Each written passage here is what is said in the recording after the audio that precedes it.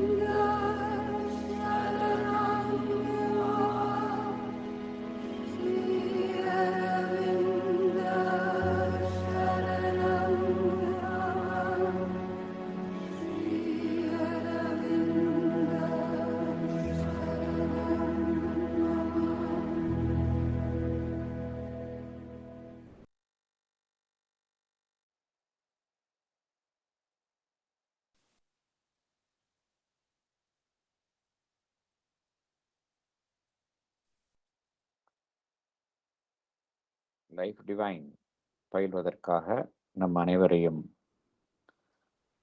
இந்த இணையதளத்தின் மூலம் ஒருங்கிணைத்து இந்த அரிய வாய்ப்பினை நமக்கு அருளியுள்ள பகவானுக்கும் ஸ்ரீ அன்னைக்கும் நமது நன்றியையும் வணக்கத்தையும் அவர்களது பொற்பாதங்களில் சமர்ப்பிப்போம். இத்தருணத்தில் நம் மனதில் எழும் ஒவ்வொரு எண்ணத்தையும், இங்கு நாம் பேசும் ஒவ்வொரு வார்த்தையையும் அவர்களுக்கு காணிக்கையாக சமர்ப்பிப்போம். அனைவருக்கும் மாலை வணக்கம்.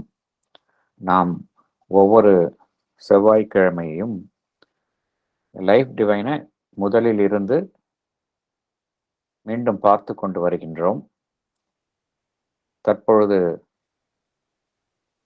Book 1 chapter 3 the refusal of the ascetic என்கின்ற தலைப்பை உடைய அந்த சாப்டர் அதை தான் பார்த்து கொண்டிருக்கின்றோம். போன லாஸ்ட் செஷன்ல நாம் பேராகிராஃப் 14 அது வரைக்கும் பார்த்திருந்தோம். தற்பொழுது பேராகிராஃப் 15லேருந்து தொடரலாம். அதற்கு முன்னர் போன செஷன்ல என்ன பார்த்தோம் என்பதை சற்று நினைவு கூறலாம். த ரெஃப்யூசல் ஆஃப் த அசெட்டிக் என்பது பகவான்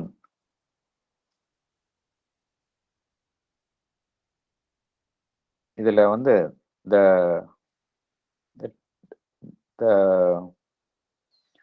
மெட்டீரியலிஸ்ட் டினையல் என்கின்ற அந்த சாப்டர் இதற்கு முந்தையது.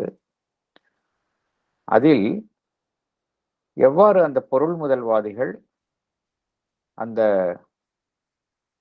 லெவல் ஆஃப் மேட்டர் சட உலகிற்கு அப்பாற்பட்ட தளங்களை அவர்கள் எட்டவில்லை, ஏற்றுக்கொள்ளவில்லை, அதிலேயே தங்கிவிடுகின்றார்கள். சட உலகுதான் ஆரம்பமும் இறுதியும் சட உலகுதான், இதை தவிர வேறு எதுவுமே இல்லை என்று அவர்கள் உறுதியாக ஒரு கோட்பாட்டை கொண்டிருந்தார்கள். அதுபோன்று எவையெல்லாம் ஐம்புலன்களினால் அறியப்படாமல் இருக்கின்றதோ அவைகளை அவர்கள் உண்மை என்று ஏற்றுக்கொள்ளவில்லை. இது பொருள் முதல்வாதிகள், மெட்டீரியலிஸ்ட், அவர்களுடைய நிலைப்பாடு. ஆனால் பகவான் என்ன கோரியிருந்தார் என்றால், இந்த நிலைப்பாடு ஒரு உறுதியற்றது. ஏன் உறுதியற்றது என்றால்,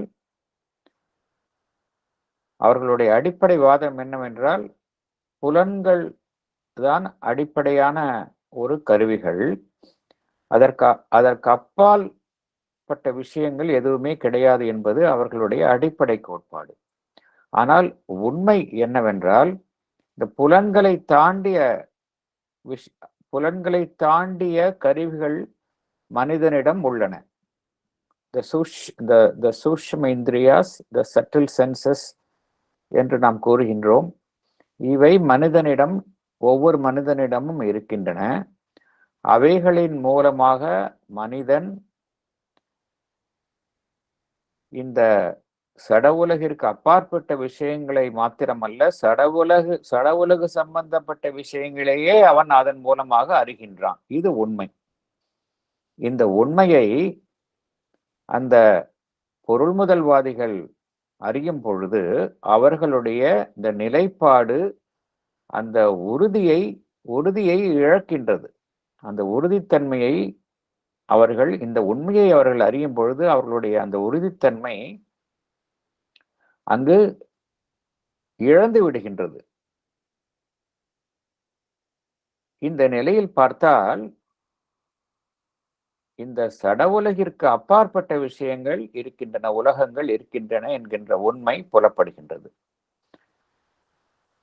சட உலகிற்கு அப்பாற்பட்ட விஷயங்கள் என்னவென்றால், நம் சட உலகை ஒட்டியுள்ள இந்த சட்டில் பிசிக்கல் வேர்ல்டு, சூட்சும உலகங்கள் இருக்கின்றன. இந்த சட்டில் பிசிக்கல் வேர்ல்ட், அதில் நடக்கக்கூடிய விஷயங்களை நாம் எவ்வாறு அறிகின்றோம் என்றால், நம்முடைய அந்த சூட்சும இந்திரியங்கள், சட்டில் பிசிக்கல் சென்சஸ், அதன் மூலமாக அறிகின்றோம். இந்த சட உலகிற்கும் ஸ்தூல உலகிற்கும் அந்த சூட்சும உலகிற்கும் எப்பொழுதுமே தொடர்ந்து பரிமாற்றங்கள் நடைபெற்று கொண்டே இருக்கின்றன. அங்கிருந்து ஊடுருவல்கள் எப்பொழுதுமே ஏற்பட்டு கொண்டே இருக்கின்றன. அவைகளின் அந்த ஊடுருவல்களினால் இங்கு சட உலகில் நடைபெறும் நிகழ்வுகளில் பாதிப்பு ஏற்படுகின்றது. இது உண்மை. ஆகையால் என்ன அறிகின்றோம் என்றால், ஒரு மனிதன் தன்னுடைய புலன்களை சார்ந்த உணர்வு நிலையில் இருந்து மெல்ல மெல்ல மேலே உணர்வு நிலையில் உயரும் பொழுது வெவ்வேறு தளங்கள் உள்ளன என்கின்றதை அறிகின்றோம். இந்த நிலையில் ஒருவர் பயணிக்கும் பொழுது என்ன நடைபெறுகின்றது என்றால், அவருடைய உணர்வு நிலை விரிவடைகின்றது. Extension of consciousness. இந்த உணர்வு நிலையின் விரிவாக்கம் என்பது சாத்தியம் என்கின்ற உண்மையை உணர்கின்றோம். உணர்வு நிலையின் விரிவாக்கம் என்றால் என்ன என்றால், அது ஒரு நம்முடைய அகஜீவனை ஒரு விசாலமாக ஆக்கிக் கொள்வது. இன்னர் என்லார்ஜ்மெண்ட் எவ்வாறு என்றால், நாம் தற்பொழுது இருக்கக்கூடிய தனிப்பட்ட ஈகோவை சார்ந்த வாழ்வில் இருந்து பிரபஞ்சம் தழுவிய வாழ்வை நோக்கி நம்மை விரிவடைய செய்யுதல். Inner enlargement from individual to cosmic existence.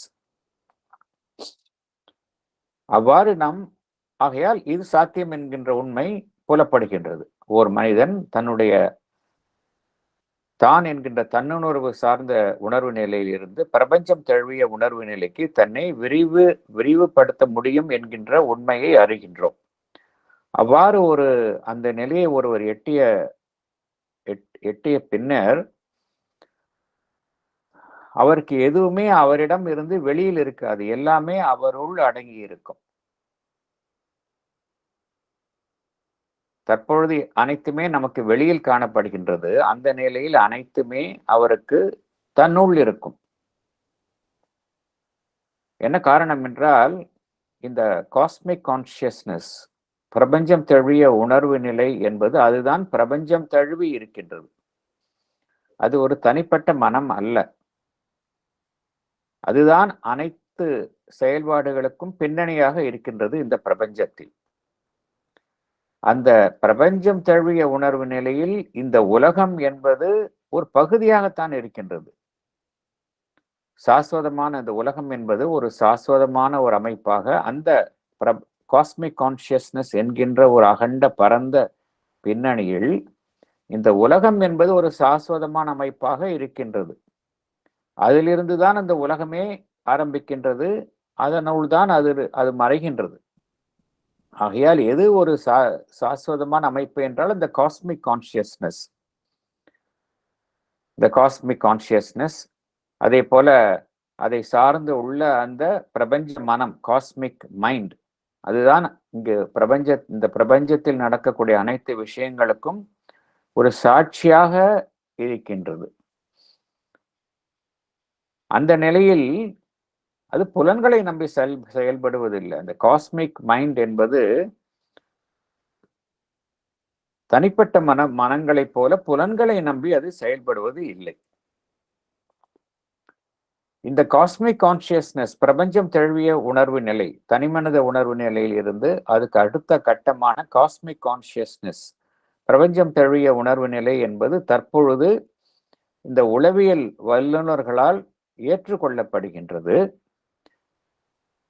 இருந்தாலும் இந்த தற்கால உளவியல் சம்பந்தப்பட்ட ஆய்வுகள் அனைத்துமே சாதாரண மனிதனுடைய ஒரு சாதாரண உணர்வு நிலையை குறித்துதான் அவைகள் தங்களுடைய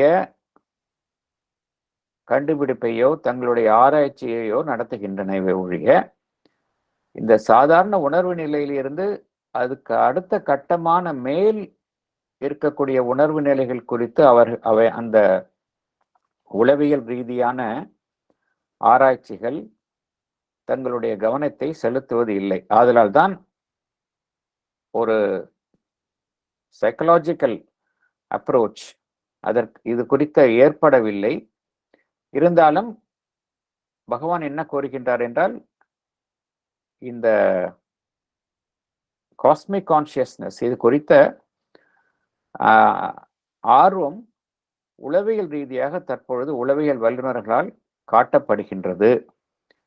இருந்தாலும் அவர்கள் என்ன நம்புகின்றார்கள் என்றால், அத்தகைய ஒரு ஆராய்ச்சி என்பது இந்த ஒரு சரியான முறையில் அமைக்கப்படாததால் அத்தகைய நிகழ்வுகளை அவர்கள் ஒரு சந்தேகத்தோடு தான் பார்க்கின்றார்கள்.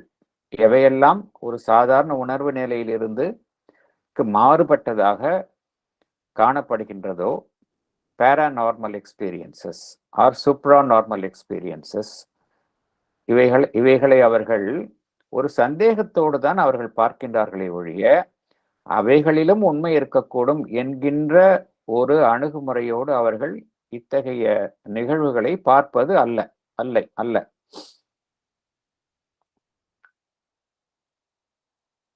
ஆனால் இது மேற்கத்திய நாடுகளில்தான் இத்தகைய ஒரு அணுகுமுறை இருக்கின்றது. நம்முடைய கிழக்கத்திய நாடுகளில் இந்த காஸ்மிக் கான்சியஸ்னஸ், பிரபஞ்சம் தழுவிய உணர்வு நிலை என்பது எப்பொழுதுமே ஏற்றுக்கொள்ளப்பட்ட ஒரு உண்மையாகத்தான் இருந்திருக்கின்றது. ஒருவருடைய ஆன்மீக முன்னேற்றத்திற்கு இந்த காஸ்மிக் கான்சியஸ்னஸ் என்பது என்கின்ற ஒரு அனுபவம் என்பது இன்றியமையாதது என்பதை கிழக்கத்திய நாடுகளில் இருப்பவர்கள் காலம் காலமாக அதை ஏற்றுக்கொண்டுள்ளார்கள். இந்த காஸ்மிக் கான்சியஸ்னஸ் என்பது அந்த உணர்வு நிலையை ஒருவர் எட்டியவுடன் அவருக்கு எத்தகைய அனுபவம் ஏற்படுகின்றது என்றால், அவர் இந்த உலகத்தில் காணக்கூடிய உயிருள்ள அமைப்புகள், சடப்பொருள்கள் அனைத்திலும் உள்ள அந்த இறை சாநித்தியம், டிவைன் பிரசன்ஸ், அது குறித்த ஞானத்தை அவர் அடைகின்றார். இதுதான் அவர் அடையக்கூடிய ஒரு முக்கியமான அனுபவமாக இருக்கின்றது. ஆகையால் இங்கே பகவான் என்ன கூறுகின்றார்? நாம் சாதாரண உணர்வு நிலையிலிருந்து மேல் நோக்கி செல்ல செல்ல பிரபஞ்சம் தழுவிய உணர்வு நிலையை ஒருவர் அடைய முடியும் என்கின்ற உண்மையை பகவான் இங்கு நமக்கெல்லாம் தெரிவிக்கின்றார். இந்த பிரபஞ்சம் தழுவிய உணர்வு நிலை என்றால் எல்லாமே ஒருமையாகத்தான் அங்கு காணப்படும். நாம் தற்பொழுது வெவ்வேறு உடல்களில் நம்மை காண்கின்றோம், வெவ்வேறு மனங்களில் நம்மை ஒவ்வொருவரையும் காண்கின்றோம், வெவ்வேறு வாழ்வாகத்தான் அனைத்தையுமே காண்கின்றோம். ஆனால் இந்த காஸ்மிக் கான்சியஸ்னஸ் என்கின்ற அனுபவத்தை ஒருவர் எட்டியவுடன் அங்கு எல்லாமே ஒரே மேட்டர் என்பது ஒன்றாகத்தான் காணப்படும். வெவ்வேறு உடல்களால் பிரிக்கப்பட்டாலும் அந்த ஒருமையைத்தான் அவர் காண முடியும். வெவ்வேறு மனங்களாக காணப்பட்டாலும் ஒரே மனமாகத்தான் அவர் காண முடியும். வெவ்வேறு வாழ்வாக இருந்தாலும் ஒரே வாழ்வாகத்தான் அவர் காண முடியும். இத்தகைய அனுபவம் ஒருவருக்கு எப்பொழுது கிட்டும் என்றால், தான் என்கின்ற தனிப்பட்டு இருக்கும் அந்த தன்னுணர்வு என்கின்ற நிலையில் இருந்து பிரபஞ்சம் தழுவிய உணர்வு நிலையை எட்டியவுடன் இந்த அனுபவம் ஒருவருக்கு கிட்டுகின்றது. ஏனென்றால் அந்த காஸ்மிக் கான்சியஸ்னஸ் என்பது அனைத்தையும் தழுவி உள்ளதாக இருக்கின்றது. இது ஒரு நிலை. பொருள் முதல்வாதிகள் இருக்கக்கூடியது வெறும் சட உலகை சார்ந்த நிலை. அதற்கு அடுத்த நிலை சட்டில் பிசிக்கல் வேர்ல்ட். இதையும் தாண்டி உள்ள நிலைதான் இந்த காஸ்மிக் கான்சியஸ்னஸ், பிரபஞ்சம் தழுவிய உணர்வு நிலை என்பது. இதையும் தாண்டிய நிலைக்கும் ஒருவர் செல்ல முடியும். அதுதான் supramental level of supramental consciousness, super mind. Super mind தான் இந்த கீழ் உலகங்கள், இந்த பாடி லைஃப் மைண்ட், இந்த கீழ் உலகங்கள் நடக்கக்கூடிய அனைத்து விஷயங்களுக்கும் மூல காரணத்தை எது கொண்டுள்ளது என்றால் அந்த சூப்பர் மைண்ட். அங்குதான் இங்கு நடக்கக்கூடிய அனைத்து நிகழ்வுகளுக்கும் திறவுகோல் அந்த சூப்பர் மைண்ட், அதில் தான் இருக்கின்றது. இந்த கீழ்த்தளங்களில் இருக்கக்கூடிய அனைத்து நிகழ்வுகளுக்கும் இந்த திறவுகோல் எங்கு இருக்கின்றது என்றால் அந்த சூப்பர் மைண்ட், அதில் தான் இருக்கின்றது. அது இந்த காஸ்மிக் கான்சியஸ்னஸ் என்கின்ற தளத்தில் இருந்து உயர்வான தளம்.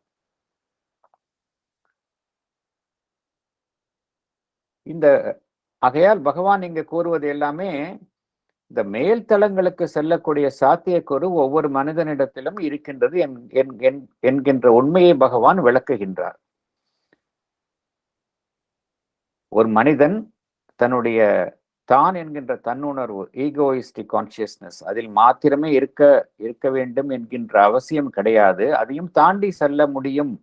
அத்தகைய சாத்தியக்கூறுகள் மனிதனிடத்தில் இருக்கின்றன என்கின்ற உண்மையை பகவான் இங்கு வலியுறுத்தி கூறுகின்றார். ஆகையால இந்த உண்மைகள் எல்லாம் ஒருவர் அறிந்து கொள்ளும் பொழுது இந்த பொருள் முதல்வாதியினுடைய கருத்து அடிபட்டு போகின்றது. ஏனென்றால் இதெல்லாம் உண்மைகள்.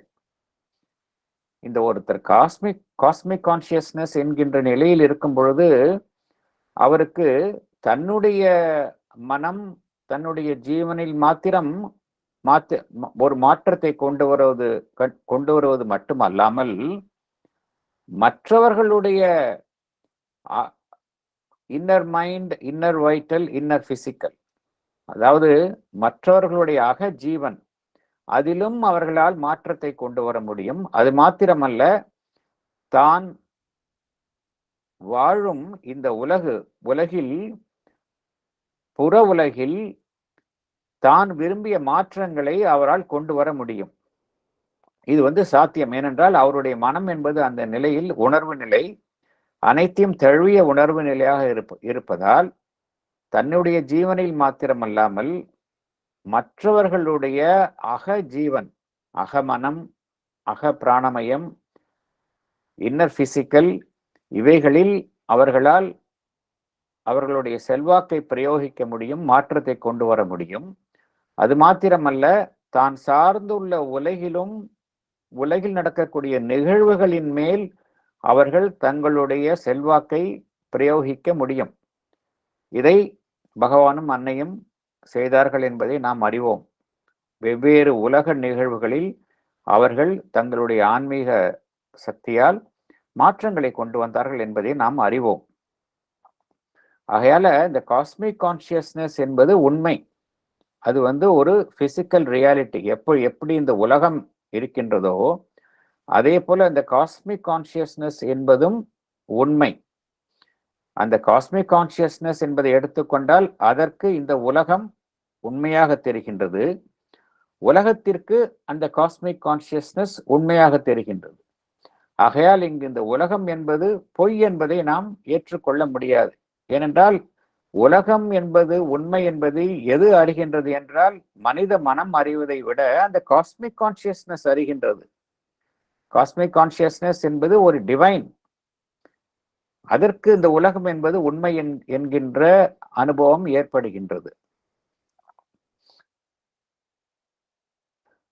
இந்த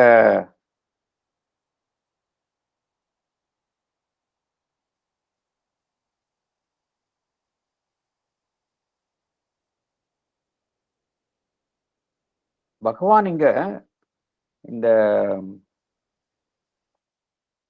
கூறுவது என்னவென்றால்,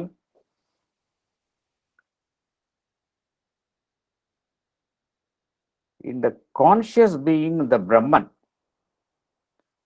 பிரம்மன் தான் இந்த சூப்பர் மைண்ட், அதனுடைய உண்மை.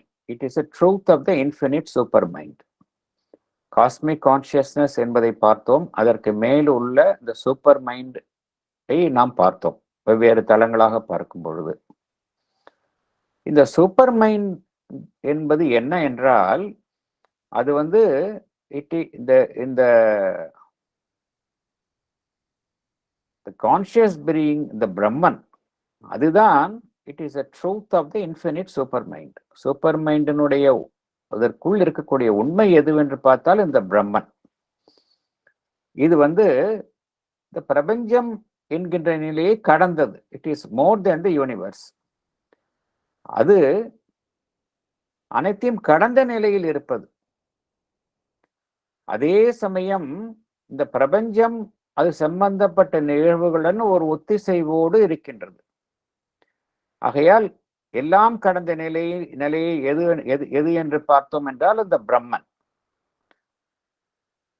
இந்த பிரம்மன் என்பதை எடுத்துக்கொண்டால் அதை சார்ந்துதான் அனைத்தும் இருக்கின்றன. அது எதையும் சார்ந்து இருப்பதில்லை. இந்த உண்மையை நாம் மீண்டும் மீண்டும் காண்கின்றோம். Absolute, the transcendent world lives by that and that does not live by the world. So நம்ம காஸ்மிக் கான்சியஸ்னஸ் பார்த்தோம். அதுக்கு அடுத்தது சூப்பர் மைண்ட், அதுக்கு அடுத்தது பிரம்மன். இந்த பிரம்மன் என்பது எதையும் சாராமல் அனைத்தையும் கடந்த நிலையில் இருப்பது. இந்த நிலைக்கு ஒருவர் செல்லும் பொழுது அவர் பிரபஞ்சம் தழுவிய நிலையும் கடந்து செல்கின்றார். எவ்வாறு ஒருவர் தனிப்பட்ட உணர்வு நிலையிலிருந்து இந்த பிரபஞ்சம் தழுவிய உணர்வு நிலையை எட்ட முடியுமோ அதே போல பிரபஞ்சம் தழுவிய உணர்வு நிலையிலிருந்து இந்த எல்லாம் கடந்த உணர்வு நிலை, பிரம்மிக் கான்சியஸ்னஸ் ஆர் டிரான்செண்டன்ட் கான்சியஸ்னஸ், இதை எட்ட முடியும்.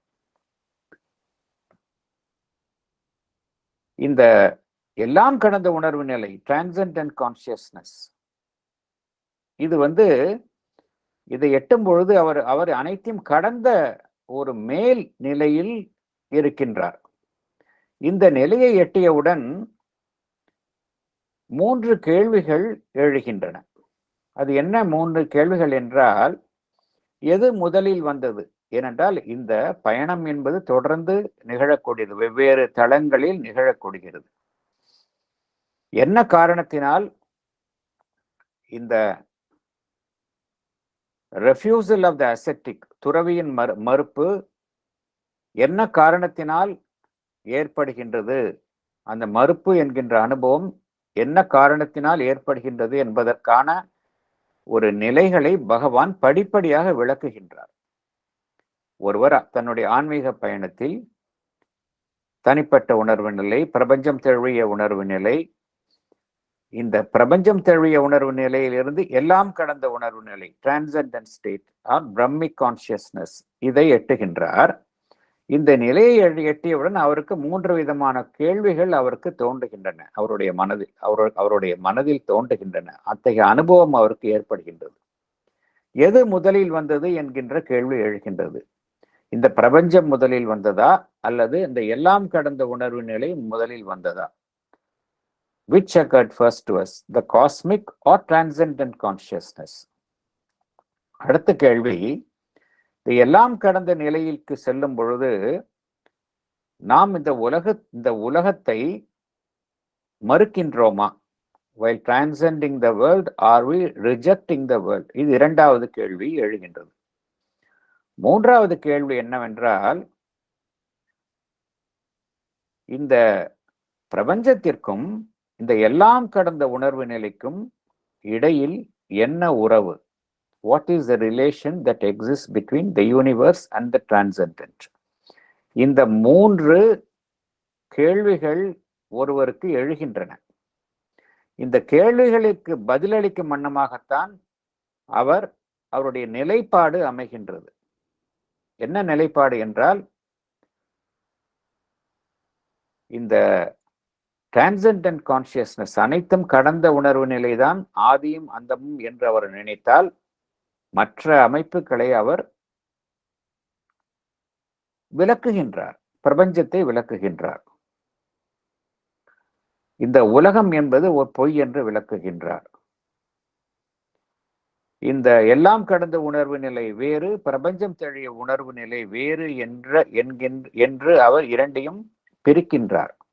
ஆகையால இந்த அனைத்தும் கடந்த நிலையை எட்டும் பொழுதுதான் இந்த மறுப்பு என்கின்ற அனுபவம் ஒருவருக்கு ஏற்படுகின்றது. ஆகையால் பகவான் படிப்படியாக நம்மை அழைத்து செல்கின்றார். பொருள் முதல்வாதியின் நிலைப்பாட்டில் இருந்து இந்த ரெஃப்யூசல் ஆஃப் த அசெட்டிக் எவ்வாறு ஏற்படுகின்றது, ஏன் அந்த நிலைக்கு அவர்கள் தள்ளப்படுகின்றார்கள் என்று நம்மை படிப்படியாக அழைத்து செல்கின்றார். பின்பு அதில் உள்ள உண்மை அதற்கு சாதகமான உண்மைகள், அதே போல அதில் இருக்கக்கூடிய ஏற்றுக்கொள்ளப்படாத விஷயங்கள், இவைகளை பகவான் தெளிவாக இந்த பின்வரும் பேராகிராஃப் 15 நமக்கு விளக்குகின்றார். தற்பொழுது பேராகிராஃப் 15 நம்ம உள்ள போகலாம். சுந்தர் சார், படிக்கிறீங்களா? Yes sir. Paragraph 15. For at the gates of transcendent stands that mere and perfect spirit described in the Upanishads, luminous, pure, sustaining the world, but inactive in it, without sinews of energy, without flaw of duality, without scar of division, unique, identical, free from all appearance of relation and of multiplicity. The pure self of the Advaitins. In the footnote, Bhagavan says, the Vedantic monists, the inactive Brahman, the transcendent silence. Thank you, sir. Thank you. Explanation. Can I read, sir? Yeah, please. Explanation. Going beyond the cosmic consciousness, one enters the transcendent consciousness. As one enters this state, one experiences the perfect spirit described in the Upanishads. It is luminous, that is, full of light, pure, supporting the world, but not participating in it. It is self-sustaining, not being supported by any energy. It is one without a second, unlike the lower planes which suffer from duality. The problem of division doesn't exist here. As it is unique, there is no question of its relation with multiplicity. It is what is described by the Advaitins as the pure self, the inactive Brahman, the transcendent silence. Thank you, sir. Thank you. So இந்த அனுபவத்தை வந்து பகவான் ரொம்ப மிகவும் அழகாக விளக்குகின்றார். தத்ரூபமாக இந்த cosmic கான்சியஸ்னஸ்லேருந்து transcendent consciousness, பிரம்மிக் consciousness, அதை எட்டியவுடன் ஒருவருக்கு எத்தகைய அனுபவம் கிட்டுகின்றது என்பதை எல்லாமே அங்க வந்து ஃபுல் ஆஃப் லைட், எல்லாமே ஒளியுடன் ஒளி பொருந்திய நிலையில் இருக்கின்றது, பவித்திரமான நிலையில் இருக்கின்றது. அதுதான் அனைத்தையும் அதை சார்ந்துதான் இருக்கின்றன. ஆனால் அது அதிலிருந்து விலகி இருக்கின்றது. அது தன்னைத்தானே தானாகவே இருக்கும் ஒரு சுயமாக இருக்கின்றது. அது எந்த சக்தியாலும் அது இயங்குவது இல்லை. அது தானே சுயமாக இயங்குகின்றது. அது ஏகமாக இருக்கின்றது. It is one without a second. கீழே உள்ள உலகங்கள் எல்லாமே வந்து இரட்டையாக இருக்கின்றது. ஒன்றை சார்ந்துதான் ஒவ்வொன்றுமே இருக்கின்றது. டியூவாலிட்டிஸ். அந்த டியூவாலிட்டிஸ் என்பதே கிடையாது, பிரிவு என்பதே கிடையாது. எல்லாமே ஏகமாக ஒன்னஸ் தாங்க, வேற எதுவுமே கிடையாது. ஆகையால அந்த இடத்துல வந்து இந்த பன்முக தோற்றங்கள் என்பதற்கே இடமில்லை. எல்லாமே யூனிக் அங்க. இதுதான் இந்த அத்வைத்தின்ஸ், இந்த வேதாந்திக் மோனிஸ்ட் என்று பகவான் விளக்கம் தருகின்றார். அவர்கள் விவரித்துள்ள அவர்கள் அடைந்த அனுபவமான the pure self, the inactive Brahman, the transcendent silence, அங்க எல்லாமே ஒரு செயலற்ற நிலையில் இருக்கக்கூடிய அந்த பிரம்மிக் எக்ஸ்பீரியன்ஸ், அதை தான் அவர்கள் எட்டுகின்றார்கள். அங்க எல்லாமே ஒரு பூரண மௌனம் தான், டிரான்செண்டன்ட் சைலன்ஸ், அனைத்தையும் கடந்த ஒரு மௌனமாக அங்கே இருக்கின்றது. இது தத்ரூபமான ஒரு அனுபவம். இந்த அனுபவம் உண்மை. இதை பகவான் விளக்குகின்றார். அடுத்தது போலாம் நம்ம. And the mind, when it passes those gates suddenly, without intermediate transitions, receives a sense of unreality of the world and the sole reality of the silence, which is one of the most powerful and convincing experiences of which the human mind is capable. Thank you. Thank you. Explanation. படிக்கீங்களா sir? படிங்க madam. What does one experience when one directly enters this state? It is possible for a yogi to enter this state without passing through the intermediary stages: higher mind, illumined mind, intuitive mind, overmind, supermind. In a sudden transition, he is driven to the sense of unreality of the world. He experiences the silence as the sole reality. Sri Aurobindo says it is one of the most powerful and convincing experiences of which the human mind is capable. Thank you, sir. Thank you. இந்த அனுபவம் வந்து எண்ணற்ற மகான்களுக்கு ஏற்பட்ட ஒரு உண்மையான அனுபவம். அதைத்தான் பகவான் வந்து It is one of the most powerful and convincing experiences of which the human mind is capable அப்படிங்கிறார். எண்ணற்ற ஞானிகள், யோகிகள், இவர்களுக்கு ஏற்பட்ட ஒரு உண்மையான அனுபவம் இது. ஆனால் பகவான் வந்து ஒரு கேட்ச் இங்க வச்சிருக்காரு. இங்க என்ன கேட்ச் அப்படின்னா, ஒரு சூட்சுமமான ஒரு வாசகம் இங்கு காணப்படுகின்றது. And the mind, when it passes those gates suddenly without intermediate transitions என்கின்ற ஒரு வாக்கியத்தை பகவான் இங்கு அமைத்துள்ளார். அந்த எல்லாம் கடந்த அந்த பிரம்மன், அதனுடைய நுழைவாயிலை ஒருவர் இடைப்பட்ட அமைப்புகளுக்குள் செல்லாமல் நேரடியாக ஒருவர் அந்த வாயிலை எட்டியவுடன் அவருக்கு எத்தகைய அனுபவம் ஏற்படுகின்றது என்றால், இந்த உலகம் என்பது ஒரு பொய் என்கின்ற அனுபவம் ஏற்படுகின்றது. அங்கு அவருக்கு மேல் கிட்டக்கூடிய அனுபவம் ஒன்றுதான் உண்மை, the sole reality of the silence. அங்கு கிடைக்கக்கூடிய ஒரு மௌனம், அதுதான் உண்மை என்கின்ற அனுபவம் ஒருவருக்கு கிட்டுகின்றது. இதற்கான ஏன் அத்தகைய அனுபவம் கிட்டுகின்றது என்பதற்கான விடையும் பகவான் இங்கு அளித்துள்ளார். என்ன காரணம் என்றால், இத்தகைய ஒரு அனுபவத்தை கிட்டியவர்களுடைய மனம் இடைப்பட்ட அந்த அமைப்புகளின் ஊடாக செல்லாமல் நேரடியாக அந்த எல்லை கடந்த அனுபவத்தை பெறுவதால் அவர்களுக்கு இந்த கீழ் உள்ள அமைப்புகளினுடைய ஒரு உண்மையற்ற தன்மை என்கின்ற அனுபவத்தை அவர்கள் அடைகின்றார்கள்.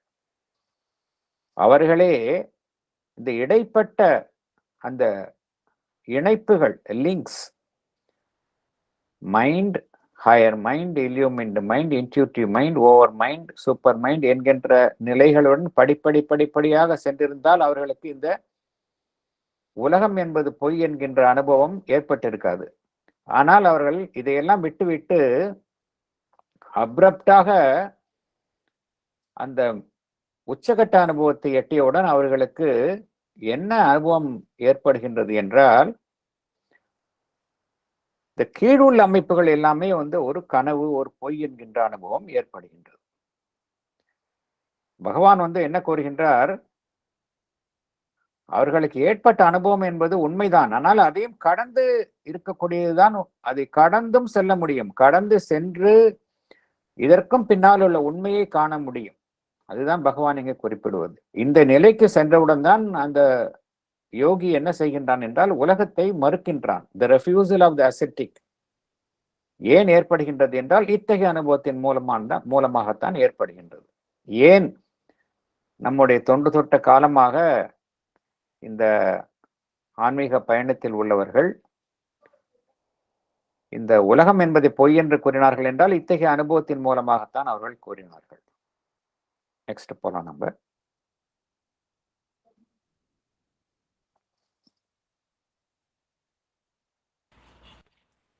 Here, in the perception of this pure self or of the non-being behind it, we have the starting point for a second negation, parallel at the other pole to the materialistic, but more complete, more final, more perilous in its effects on the individuals or collectivities that hear its potent call to the wilderness, the refusal of the ascetic.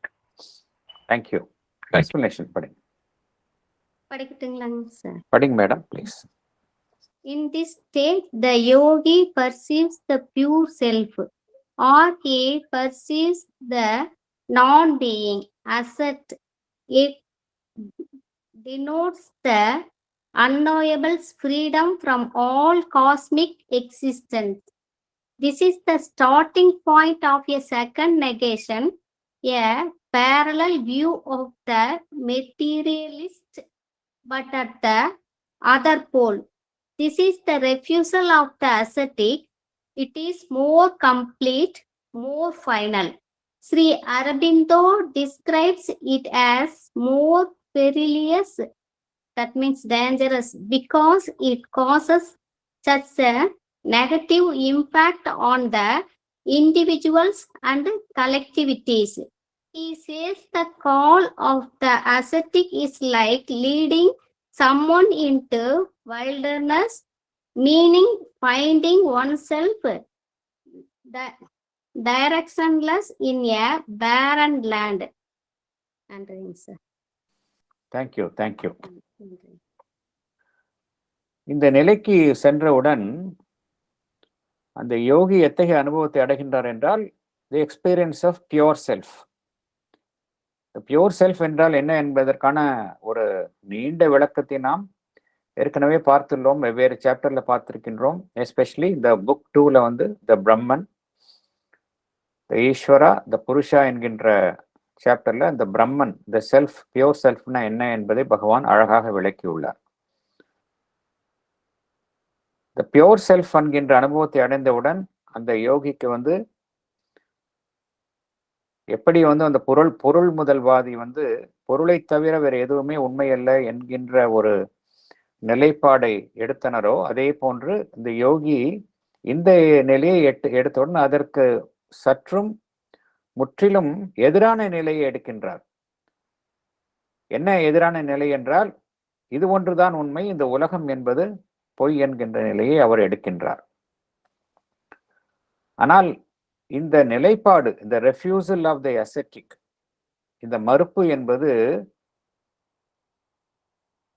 ஒரு மேலும் ஒரு முழுமையானதாக இருக்கின்றது, ஒரு அறுதியானதாக இருக்கின்றது. It is more complete and more final. ஏன் பகவான் அவ்வாறு கூறுகின்றார் என்றால், மேலும் பகவான் வேறொரு அட்ஜெக்டிவும் செய்கின்றார். இட் இஸ் மோர் பெரிலஸ் அப்படிங்கிறார். பெரிலஸ் என்றால் ஆபத்தானது அப்படிங்கிறார், டேஞ்சரஸ் அப்படிங்கிறார். ஏன் இத்தகைய அட்ஜெக்டிவ்ஸ் பகவான் உபயோகிக்கின்றார் என்றால், இது வந்து ஒரு எதிர்மறையான விளைவை ஒரு தனி மனிதனுடைய மனதிலும் ஒட்டுமொத்த மனித சமுதாயத்தின் மேலும் ஏற்படுகின்றது. எதிர்மறையான விளைவு என்கின்ற பகவான் குறிப்பிடுகின்றார். ஏனென்றால் ஒரு மறுப்பு என்பது மிகவும் எளிதாக ஒரு மனிதனுடைய மனதில் ஒரு எதிர்மறையான அமைப்பை ஏற்படுத்த முடியும். ஒரு பாசிட்டிவான ஒரு விஷயம் வந்து ஒரு பாதிப்பை, எந்த பாதிப்பை ஏற்படுத்துகின்றதோ அதை விட பன்மடங்கு தீவிரமான பாதிப்பை ஒரு நெகட்டிவான விஷயம் வந்து ஏற்படுத்த முடியும். ஆகையால் தான் இந்த துறவியின் மறுப்பு என்பது it is more complete, more final, more perilous அப்படிங்கிறார். ஏன் அதை ஆபத்தானது என்று சொல்கின்றார் என்றால், அது இந்த உலகத்தையே அது ஒரு ஒதுக்குகின்றது, விளக்குகின்றது, பொய் என்று விளக்குகின்றது. அதனால் தனி மனித மனதிலும் சரி, ஒட்டுமொத்த மனித சமுதாயத்திலும் சரி, ஒரு ஆழ்ந்த பாதிப்பை அது உண்டு பண்ணுகின்றது. இந்த துறவியினுடைய அழைப்பு, கால் ஆஃப் த அசெட்டிக், அதை பகவான் எவ்வாறு ஒப்பிடுகின்றார் என்றால்,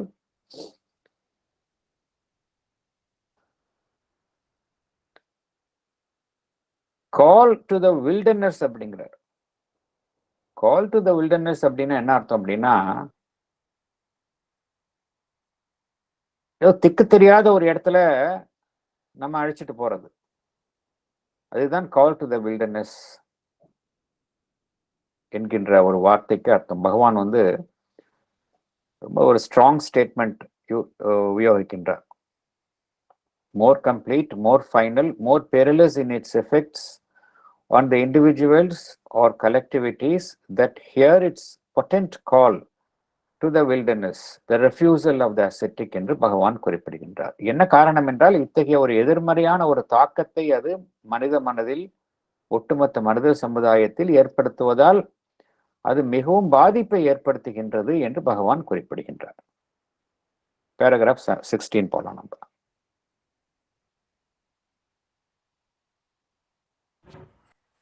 paragraph 16. It is this revolt of spirit against matter that for 2000 years, since Buddhism disturbed the balance of the old Aryan world, has dominated increasingly the Indian mind. Not that the sense of the cosmic illusion is the whole of Indian thought. There are other philosophical statements, other religious aspirations, nor has some attempt at an adjustment between the two terms been wanting, even from the most extreme philosophies. But all have lived in the shadow of the great refusal and the final end of life. For all is the garb of the ascetic. Thank you, sir. Thank you. Explanation படிங்க.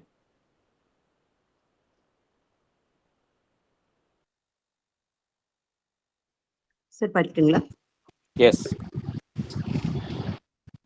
In our ancient Indian life, spirituality and material life were equally balanced. There was no division between spiritual life and ordinary life. During Vedic period, there were well-defined Shastras covering all walks of life, 64 Shastras. This balance was disturbed by Buddhism, which overemphasized the unreality of world and life. There were, of course, other spiritual and religious thoughts which did not accept the theory that the world was an illusion.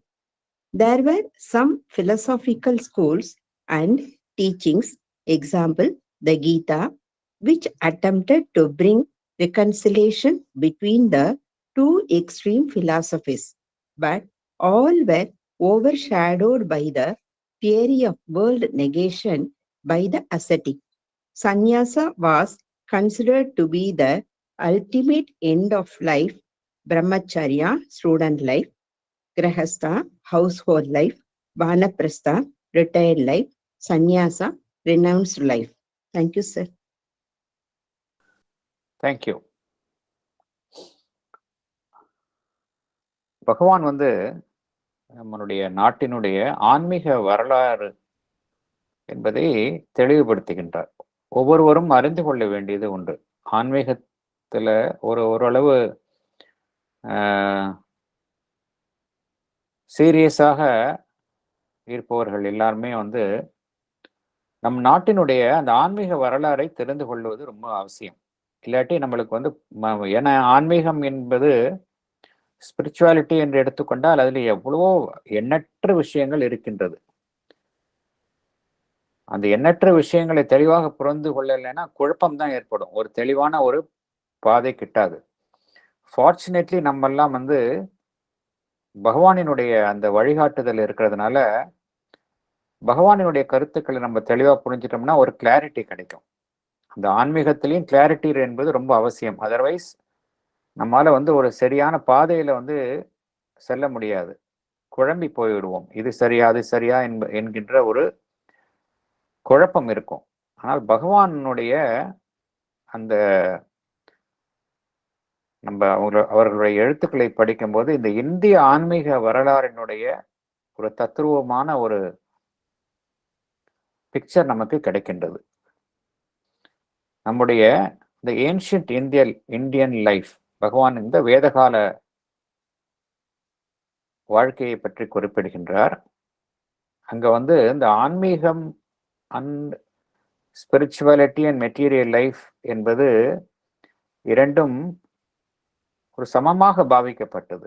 அங்க வந்து ஒரு பிரிவு கிடையாது. ஆன்மீகம் வேறு, material life வேறு என்பது அங்கு ஆல் லைஃப் வாஸ் யோகா. அந்த அந்த அந்த கட்டத்துல வந்து அப்படிதான் இருந்தது. நமக்கெல்லாம் தெரியும், இந்த ஜனகரை வந்து ராஜரிஷி என்று அழைக்கின்றார்கள். என்ன காரணம் என்றால் அவர் ஒரு அரசராக இருந்தாலும் அவர் ரிஷியாகவும் இருந்தார். இது மாதிரி நிறைய அனுபவங்களை, வரலாறுகளை நாம் நாம் அறிவோம். இந்த வேத காலத்துல பார்த்தோம் அப்படின்னா வாழ்வினுடைய எல்லா அம்சங்களுக்கும் முக்கியத்துவம் தரப்பட்டது. வாழ்வு அங்கு புறந்தள்ளப்படவில்லை. எல்லாமே அங்க ஒரு சமன் சீருடன் பாவிக்கப்பட்டது. இந்த சமன் சீர் எப்பொழுது அந்த பேலன்ஸ் எப்பொழுது பாதிக்கப்பட்டது என்றால், இந்த புத்திசத்தினுடைய செல்வாக்கினால் என்ன ஏற்பட்டது என்றால், இந்த வாழ்வினுடைய உண்மையற்ற தன்மை, உலகத்தினுடைய உண்மையற்ற தன்மை என்பது அங்கு வலியுறுத்தப்பட்டது, மிகைப்படுத்தப்பட்டது. உண்மையற்ற தன்மை என்பது மிகைப்படுத்தப்பட்டது, வலியுறுத்தப்பட்டது. இது என்ன செய்தது என்றால், ஒரு அழகான சீரமைப்பு, ஒரு சமசீருடன் இயங்கிக் கொண்டிருந்த அந்த ஒரு ஸ்பிரிச்சுவாலிட்டி அண்ட் மெட்டீரியல் லைஃப், இவை இரண்டிற்கும் இடையில் உள்ள ஒரு சமசீரான அமைப்பை அது வெகுவாக பாதித்தது. இருந்தாலும் கூடவே மற்றைய ஆன்மீக கருத்துக்கள் இந்த உலகம் என்பது பொய் என்பதை ஏற்றுக்கொள்ளவில்லை. உதாரணத்திற்கு, இந்த கீதாவில் பார்த்தோம் அப்படின்னா உலகம் என்பது பொய் என்று அது சொல்லவில்லை. அதே போல மற்றைய ஏனைய சில ஆன்மீக போதனைகளும் அவ்வாறே கூறின. ஆனால் அனைத்துமே இந்த உலக மறுப்பு என்கின்ற ஒரு துறவு மனப்பான்மையினால் அனைத்துமே அது ஒரு நிழலுக்கு பின்னால் தள்ளப்பட்டன. All were overshadowed by the theory of world negation by the ascetic. எல்லாமே பின்னுக்கு தள்ளப்பட்டன. அது ஒரு வலுவான ஒரு அமைப்பா அதனால்தான் பகவான் அதை it was more complete and more perilous என்று பகவான் ஏற்கனவே போன சாப்டர்ல கூறியுள்ளார். It was more complete, more perilous. அது ஒரு தீவிரமான ஒரு பாதிப்பை ஏற்படுத்தியது என்று பகவான் கூறியுள்ளார். அதனால்தான் மற்றைய ஆன்மீக போதனைகள் இந்த உலகம் என்பது உண்மை பொய் அல்ல என்கின்ற கருத்தை வலியுறுத்தி கூறினாலும் கூட அத்தகைய கருத்துக்கள் எல்லாம் இந்த கருத்தினால் பின்னுக்கு தள்ளப்பட்டன. சந்நியாசம் என்பதுதான் ஒரு மனிதனுடைய சந்நியாசம் ஏற்றுக்கொள்வது என்பதுதான் ஒரு மனிதன் தன்னுடைய வாழ்வில் அடையும் உச்சக்கட்ட ஒரு நிலையாக கருதப்பட்டது. மற்றையெல்லாம் பின்னுக்கு தள்ளப்பட்டன. இது எப்பொழுது என்றால், அந்த புத்திசம் அதற்கு பின்னால் உள்ள நிலைகளில், ஆதி காலத்தில் அவ்வாறு இல்லை. இதைத்தான் பகவான் விளக்குகின்றார். நம்முடைய வேதிக் பீரியட்ல அந்த டிவிஷன் கிடையாது between spiritual life and material life. இதற்கும் இரண்டுக்கும் இடையில இந்த டிவிஷன் கிடையாது. புத்திசம் வந்த பிறகுதான் இது ஏற்பட்டது என்று பகவான் இங்கு விளக்குகின்றார். அடுத்தது போல நம்ம The general conception of existence has been permeated with the Buddhistic theory of the chain of karma, with the consequent antinomy of bondage and liberation. Bondage by birth, liberation by cessation from birth. Therefore, all voices are joined in one great consensus that not in this world of the dualities can there be our kingdom of heaven, but beyond. Whether in the joys of the eternal Vrindavan, here there is a footnote for Vrindavan, Goloka, the Vaishnava heaven of eternal beauty and bliss, or the high beatitude of Brahmaloka. Again, there is a footnote for Brahmaloka here, which says the highest state of pure existence, consciousness, and beatitude attainable by the soul without complete extinction in the indefinable. So, going back to the original text, whether in the joys of the eternal Vrindavan or the high beatitude of Brahmaloka, beyond all manifestations, in some ineffable nirvana. Once again, we see a footnote for nirvana, which says extinction, not necessarily of all being, but of being as we know it. Extinction of ego, desire, and egoistic action and mentality. Resuming to the original text, where all separate experience is lost in the featureless unity of the indefinable existence. Thank you. Thank you, sir. Thank you. Explanation படிங்க. படிக்கலாமா sir? Yes, sir, please. By the turn of the 5th century, Buddhism began to dominate India. It says man is born because of his samskaras, that is, past mental dispositions. He undergoes birth and death to exhaust his karmic consequences. The liberation for him is to cease from birth and death and to attain nirvana. He is bonded by birth and is liberated by cessation from birth. As a result of this state of mind, everyone was of the view that heaven cannot be attained as long as we live in this world of duality. It lies elsewhere, in the eternal Vrindavan or in Brahmaloka, or in a state of nirvana beyond all manifestations. In that state, separate experience is lost.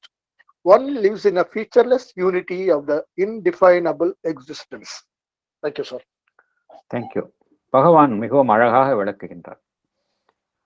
என்ன காரணத்தினால இந்த துறவு மனப்பான்மை என்பது ஏற்பட்டது என்பதற்கான ஒரு வரலாறு ரீதியான காரணங்களை பகவான் இங்கு நமக்கு விளக்குகின்றார். புத்திசம் தான் வந்து டாமினேட் பண்ணுச்சு இந்தியாவில். வந்து அந்த 5th centuryலேருந்து பார்த்தோம் அப்படின்னா புத்திசம் வந்து டாமினேட் பண்ணுச்சு இந்தியாவில். அவர்கள் என்ன கூறினார்கள்? மனிதன் என்பவன் தன்னுடைய சம்ஸ்காராஸ், கடந்த கால அக்யூமுலேஷன்ஸ், அதை தீர்க்கும் வரையில் அவனுக்கு பிறப்பு என்பது அவசியம். ஆகையால் அவனுக்கு வந்து அந்த லிபரேஷன் எப்பொழுது கிட்டும் என்றால், இந்த பிறப்பு என்பதிலிருந்து அவன் தன்னை விடுவித்துக் கொள்ளும் பொழுதுதான் அவனுக்கு அந்த லிபரேஷன், நிர்வாணா என்பது கிட்டும். ஆகையால் பிறப்பு என்பதனால் மனிதன் கட்டுண்டு இருக்கின்றான் என்கின்ற ஒரு வலிமையான கருத்தை அவர்கள் மக்கள் மனதில் ஏற்படுத்தினார்கள். அதனால் அனைவரும் இதன் விளைவாகத்தான் என்ன ஏற்பட்டது என்றால், இந்த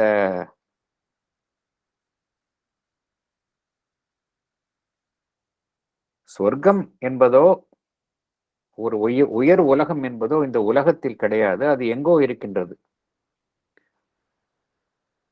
ஆகையால் இந்த உலக வாழ்க்கையிலிருந்து விடுபட்டு அந்த முக்தி நிலையை அடைந்த பின்னர் தான் ஒருவருக்கு இந்த சொர்க்கலோகம் என்பது கிட்டும். இந்த உலகத்தில் அவர் வாழ்க்கையை வாழும் வரை அவருக்கு அது கிட்டாது.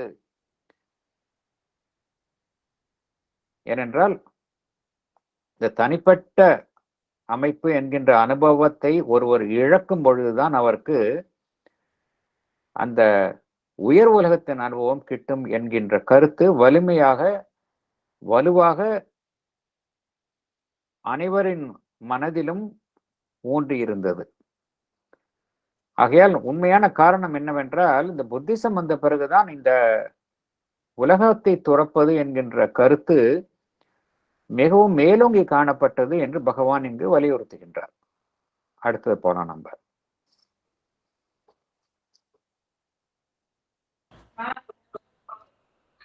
And through many centuries, a great army of shining witnesses, saints, and teachers, names sacred to Indian memory and dominant in Indian imagination, have borne always the same witness and swelled always the same lofty and distant appeal. Renunciation, the sole path of knowledge. Acceptation of physical life, the act of the ignorant. Cessation from birth, the right use of human birth. The call of the spirit, the recoil from matter. Thank you. Thank you. Thank you. Explanation படிங்க.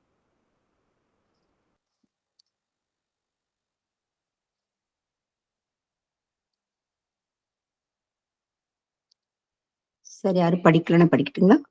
படிங்க madam. ஓகேங்க sir. For many centuries thereafter, many spiritual personalities, saints, and sacred men in India held the same ascetic view on life. They did not attach any positive value to life. Those who were engaged in the worldly life were considered to be ignorant. They believed that the only way to make the right use of this birth is not to be born again. They withdrew from material life in response to the call of the spirit. Renunciation, sannyasa, was thought to be the only path of knowledge. Thank you, sir. Thank you. இந்த ஒரு போக்கு அதற்கு பின்னாலும் தொடர்ந்தது. ஆன்மீக புருஷர்கள், நம் நாட்டில் தோன்றியவர்கள் அனைவருமே அதாவது இந்த ஆன்மீகத்தில் இருக்கக்கூடிய பல உயர் நிலைகளை எட்டியுள்ள ஞானிகள், ஆன்மீக புருஷர்கள் அனைவருமே இதே கருத்தை தான் வலியுறுத்தினார்கள். ascetic view of life. வாழ்விற்கு அவர்கள் ஒரு முக்கியத்துவத்தை அவர்கள் தரவில்லை. ஒரு positive value. They did not attach any positive value to life. உலக வாழ்வை ஆர்வம் உள்ளவர்கள் அவர்கள் அறியாமையில் செயல்படுகின்றார்கள் என்கின்ற ஒரு கண்ணோட்டம் தோன்றியது. உலக வாழ்வில் ஈடுபட்டவர்கள் அனைவரையுமே அவர்கள் அறியாமையில் செயல்படுகின்றார்கள் என்கின்ற கண்ணோட்டத்தில் தான் அவர்கள் அனைவருமே பார்க்கப்பட்டார்கள். ஆகையால் எது ஒரு வலிமையான நம்பிக்கையாக இருந்தது என்றால், இந்த பிறவியை நாம் எவ்வாறு சரியாக கையாள வேண்டும் என்றால், இந்த பிறவியிலிருந்து தப்பித்து செல்வது, not to be born again, அதுதான் இந்த பிறவியை சரியான முறையில் கையாளுவதனுடைய விளைவு என்னவாக இருக்க வேண்டும் என்றால், இந்த பிறவியிலிருந்து தப்பித்து செல்வது.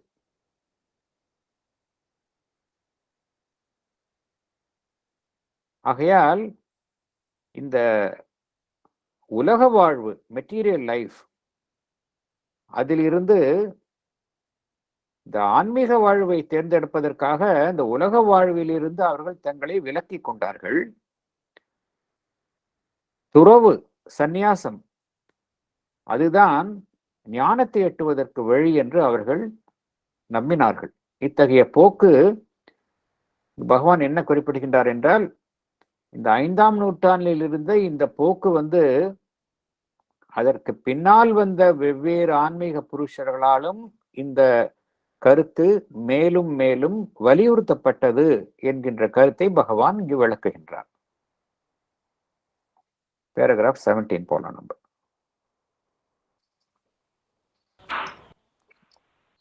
Paragraph 17.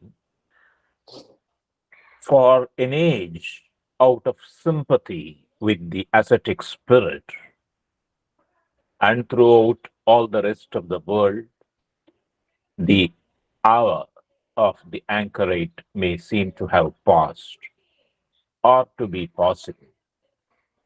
It is easy to attribute this great trend to the failing of vital energy in an ancient race, tired out by its burden, its once vast share in the common advance, exhausted by its many-sided contribution to the sum of human effort and human knowledge. Thank you. Thank you. Thank you. Thank you. Explanation படிங்க. வாசிக்கிறீங்களா? படிங்க madam please. By the early part of the 20th century, the ascetic way of life was gradually fading, especially in the rest of the world. Ancient India's contribution to human effort and knowledge was many-sided and profound.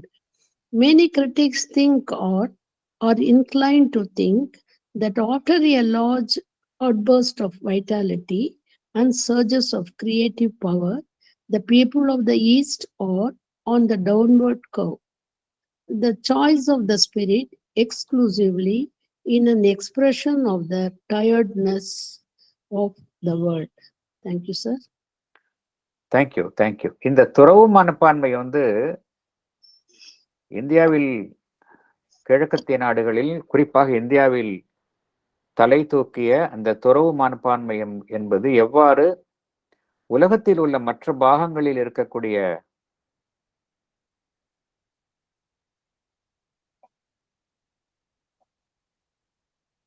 மற்றவர்களால் விமர்சிக்கப்பட்டது ஏனென்றால் உலகத்தினுடைய மற்ற பாகங்களில் இந்த 20ஆம் நூற்றாண்டு தொடங்கியவுடனே இந்த துறவு வாழ்க்கை, த அவர் ஆஃப் த ஆங்கரைட் என்று பகவான் குறிப்பிடுகின்றார். ஆங்கரைட் என்றால் துறவு கொள்வது. த அவர் ஆஃப் த ஆங்கரைட் 20ஆம் நூற்றாண்டிலேயே இந்த அசெட்டிக் வே ஆஃப் லைஃப், துறவு வாழ்க்கை உலகத்தினுடைய பல்வேறு பாகங்களில் அதனுடைய முக்கியத்துவத்தை இழந்து வந்தது.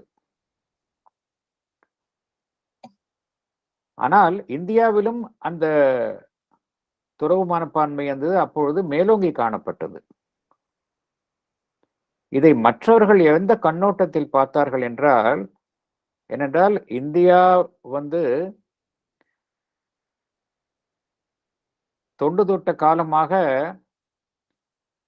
ஒரு மனிதனுடைய முயற்சி, மனிதனுடைய அந்த மனித குலத்தின் ஞானம், இதில் இந்தியா அளித்துள்ள பங்கு என்பது பன்முகமானது, மிகவும் ஆழமானது. நமக்கெல்லாம் தெரியும், எந்த துறையிலும் எடுத்துக்கொண்டாலும் இந்தியாவினுடைய பங்கேற்பு என்பது நம்முடைய வேத காலத்திலிருந்தே மிகவும் ஒரு பன்முகத்தன்மையுடனும் மிகவும் ஆழமானதாகவும் இருந்தது. எல்லா துறைகளும் எடுத்துக்கொண்டாலும் சரி.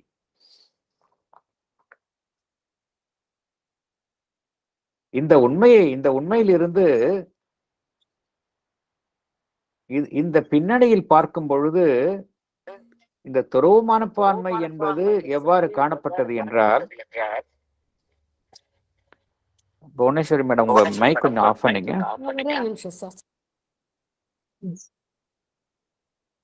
தேங்க்யூ. இந்த ஒரு காலத்தில் சிறப்பாக விளங்கிய இந்த இந்தியாவினுடைய ஒரு செயல்பாடு, வாழ்வினுடைய அனைத்து துறைகளிலும் அதனுடைய ஒரு உச்சகட்ட செயல்பாடு மெல்ல மெல்ல தன்னுடைய இறங்குமுகமான பயணத்தை துவங்கியுள்ளது என்பதாகத்தான் பார்க்கப்பட்டது. Downward curve. அவ்வாறுதான் வெளியுலகத்தில் உள்ளவர்கள் இந்த இந்தியாவினுடைய துறவு மனப்பான்மையை அவ்வாறு தான் பார்த்தார்கள். இந்தியா ஒரு காலத்தில் சிறப்பாக இருந்தது. அத்தகைய சிறப்பான நிலையில் இருந்த ஒரு நாடு தற்பொழுது அந்த சிறப்பான செயல்பாடுகள் அனைத்தும் செயல்பாட்டிற்கு பின்னால் ஒரு ஓய்வுற்ற நிலையில் மெல்ல மெல்ல ஒரு செயலற்ற நிலையை நோக்கி கீழிறங்கி கீழ்முகமாக இறங்குமுகமாக அது பயணித்துக் கொண்டிருக்கின்றது என்றுதான் த கிரிட்டிக்ஸ், மற்ற நாடுகளில் இருக்கக்கூடியவர்கள் அவ்வாறுதான் விமர்சித்தார்கள். இந்த ஆன்மீகத்தை ஆன்மீக the choice of the spirit, இந்த மெய்ப்பொருளை நாடுவது என்பது எவ்வாறு காணப்பட்டது என்றால், இந்த உலகத்தை கையாளுவதில் ஏற்பட்டுள்ள ஒரு அயற்சி, அதன் காரணமாகத்தான் இந்த மெய்ப்பொருளினுடைய தேர்வு இங்கு ஏற்பட்டது என்று மற்றவர்கள் அவ்வாறு கருதினார்கள். அதைத்தான் பகவான் குறிப்பிடுகின்றார் இங்கு. ஆனால் அவ்வாறு இல்லை, உண்மை அவ்வாறு இல்லை என்பதை அவர் விளக்குகின்றார். மேற்கொண்டு போலாம்.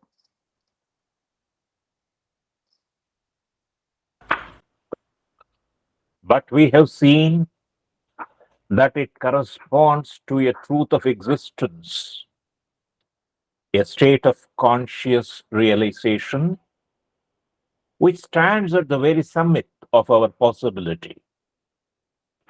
In practice also, the ascetic spirit is an indispensable element in human perfection, and even its separate affirmation cannot be avoided so long as the race has not at the other end liberated its intellect and its vital habits from subjection to an always insistent animalism. Thank you. Thank you. Explanation படிங்க. படிங்க please. But Sri Aurobindo points out that the chooses correspond. Madam, உங்க voice disturbance இருக்கு, பாருங்க கொஞ்சம். அதான் பார்க்குறேன்.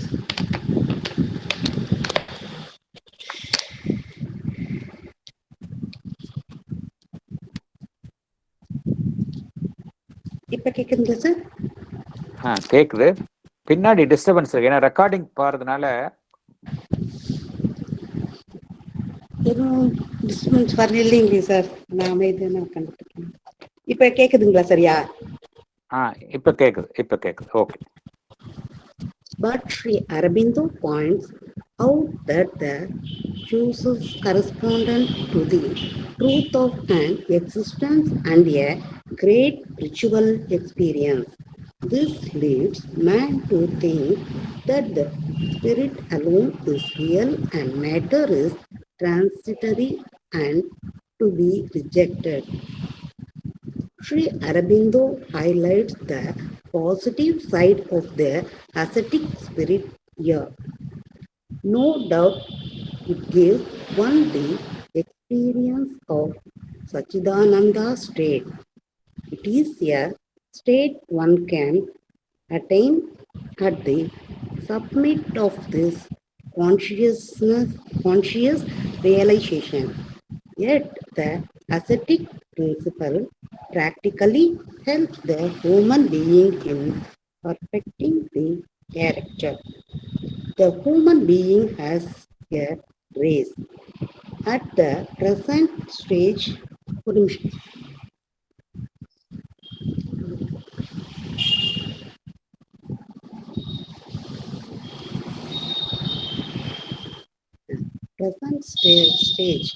has not freed his intellectual and emotional parts from the influence of the animal instinct.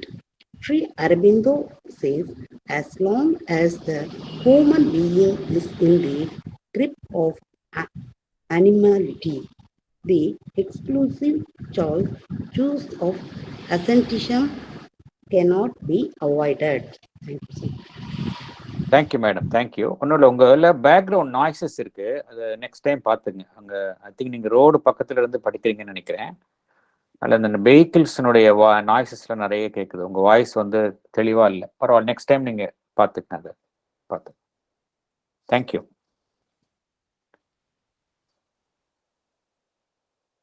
இந்த உண்மையிலேயே இந்த துறவு மனப்பான்மை என்ன, அந்த அசெட்டிசிசம் என்ன, அதனுடைய பாசிட்டிவ் சைட்ஸை வந்து பகவான் வந்து இங்க ஹைலைட் பண்றார். இந்த துறவியினுடைய தேர்வு, அந்த சாய்ஸ், மெய்ப்பொருளை நாடி செல்வது என்பது அது ஒரு வாழ்வில் இருக்கக்கூடிய உண்மையை நாடி செல்வதாகத்தான் இருக்கின்றது. அது வந்து ஒரு உயர் ஆன்மீக அனுபவத்தை நாடித்தான் அவ்வாறு செல்கின்றார்கள். இந்த பிரம்மி கான்சியஸ்னஸ் இல்ல இந்த சச்சிதானந்தாவை குறித்த அனுபவம் என்பது ஒருவர் தன்னுடைய உணர்வு நிலையில் உச்சக்கட்ட அனுபவமாக ஒருவர் அடைகின்றார். இதுதான் உண்மை. இதனுடைய உண்மை அதுதான். அதனுடைய நெகட்டிவ் சைடு ஒரு புறம் இருந்தாலும் அதனுடைய பாசிட்டிவ் சைடு பார்த்தோம் அப்படின்னா, ஒரு ஆன்மீக பயணத்தில் மெய்ப்பொருளை நாடும் ஒருவர் தன்னுடைய உச்சக்கட்ட அனுபவமாக இந்த சச்சிதானந்தா குறித்த அனுபவத்தை அவர் அடைகின்றார். இதுதான் உண்மை. ஆகையால ஒரு வகையில பார்க்க போனால் இந்த துறவு மனப்பான்மை, அசெட்டிக் பிரின்சிபிள், நடைமுறையில ஒரு மனிதனுக்கு அவனுடைய கேரக்டர், அவனுடைய சுபாவம், அவனுடைய இயல்பு, இதை செம்மைப்படுத்துவதற்காக உதவி புரிகின்றது. என்ன காரணம் என்றால், மனித குலம், human being as a race, மனித குலம், ஒட்டுமொத்த மனித குலம் என்பதை எடுத்துக்கொண்டால் தற்பொழுது அது இருக்கக்கூடிய நிலை எவ்வாறு இருக்கின்றது? அது வந்து தன்னுடைய அறிவு மற்றும் உணர்வு தளங்கள் எல்லாமே வந்து அந்த விலங்கு இயல்பிலிருந்து முற்றிலுமாக விடுபட்டதாக காணப்படுவது இல்லை. இது உண்மை, நம்மளே பார்க்கிறோம். மனிதன் என்பவன் அவனுடைய அந்த லோவர் இம்பல்சஸ், அதுதான் அவனை ஆளுமை புரிகின்றது. அவனுடைய அறிவாக இருக்கட்டும், அவனுடைய இமோஷனல் பார்ட்ஸ் இவைகளாக இருக்கட்டும். மனித குலம் என்கின்ற நிலையை, தற்பொழுது உள்ள நிலையை எடுத்துக்கொண்டால் இன்னமும் அவனுடைய அந்த lower vital impulses, animal instincts, விலங்கியல்பு, அதிலிருந்து விடுபட்டு செயல்படுவதாக தெரிவது இல்லை. அவ்வாறு இருக்கின்ற வகையிலும் இந்த exclusive choice of asceticism cannot be avoided என்று பகவான் குறிப்பிடுகின்றார். ஏனென்றால் இந்த நிலையிலிருந்து விடுபடுவதற்கு அது ஒன்றுதான் வழி என்று அனைவருக்கும் தோன்றுகின்றது. அதை பகவான் அதற்கு பின்னால் உள்ள நியாயத்தை நமக்கு விளக்குகின்றார். ஏன்னா பகவானுடைய கருத்துக்கள் எல்லாமே ஒருதலை பட்சமாக இருக்காது, எல்லாத்தையும் அனுசரித்து தான் போகும். அதற்கு பின்னால் உள்ள உண்மைகளைத்தான் பகவான் விளக்குவார். என்ன காரணத்தினால வந்து அவங்க வந்து அது மாதிரி நினைக்கிறாங்க அப்படின்னா, இந்த மனிதனுடைய அறிவும் உணர்ச்சிகளும் எல்லாமே விலங்கியல்பை ஒத்த நிலையில் இருக்கிற வரைக்கும் அதிலிருந்து முற்றிலுமாக விலகி ஒரு மெய்ப்பொருள் சார்ந்த அமைப்பை நாடுவதாகத்தான் ஒரு மனிதனுடைய ஆன்மீக நாட்டத்தில் உள்ளவர்களுடைய இயல்பு அமைந்திருக்கும். இத்தகைய செயல்பாடு தவிர்க்க முடியாது என்று பகவான் இங்கு கூறுகின்றார். பேராகிராஃப் 18 போலாம். Paragraph 18. We seek indeed a larger and completer affirmation. We perceive that in the Indian ascetic ideal, the great Vedantic formula, one without a second, has not been read sufficiently in the light of that other formula equally imperative. All this is the Brahman. The passionate aspiration of man upward to the divine has not been sufficiently related to the descending movement of the divine, leaning downward to embrace eternally its manifestation. its meaning in matter has not been so well understood as its truth in the spirit. The reality which the sannyasin seeks has been grasped in its full height, but not as by the ancient Vedantins in its full extent and comprehensiveness. Thank you, sir. Thank you. Explanation படிங்க. படிக்கட்டுமா sir? படிங்க. The true solution open to the integral seeker is a completer and a larger affirmation of both matter and spirit. We must see the real basis of the materialist denial and the refusal of the ascetic. The ascetic view of the world is very narrow. We need an all-encompassing affirmation. The ascetic realizes only a part of the Vedantic truth, Ekameva Dvaityam. Chandyoga Upanishad 6.2.1. One without a second, he does not take into view the whole of the truth, Sarvam Kalvidam Brahma. Chandogya Upanishad 3.14.1. All this is the Brahman. The former should be read in the light of the latter. The aspiration of man towards the divine is an ascending movement. In response to his aspiration, there is a descending movement by the divine. The descent embraces all its manifestations eternally, both in cosmic and individual aspects, Sri Aurobindo's symbol. The ascetic does not sufficiently relate the descending movement with the ascending movement. The divine truth in the spirit is well understood, but its meaning in matter is not properly understood. The divine reality has been grasped by the ascetic in one way only, that is, in world exceeding transcendence in its full height, but it has not been grasped in world embracing comprehensiveness as by the ancient Vedantins. Thank you, sir. Thank you. பகவான் எவ்வளவு பியூட்டிஃபுல்லாக விளக்குகின்றார். அவருடைய என்ன காரணத்தினால துறவு மனப்பான்மை வந்தது என்பதை ரொம்ப பியூட்டிஃபுல்லாக அழகாக விளக்குகின்றார்.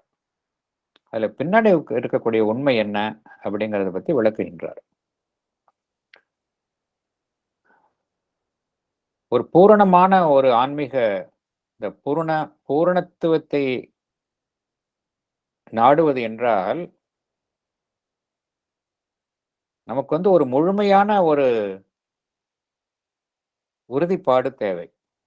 மெய்ப்பொருளும் தேவை, இந்த மெட்டீரியல் சடப்பொருள் அதுவும் தேவை. இவை இரண்டு குறித்த பூரணமான உறுதிப்பாடு தேவை. அதுதான் ஒரு இன்டெகிரல் சீக்கர்.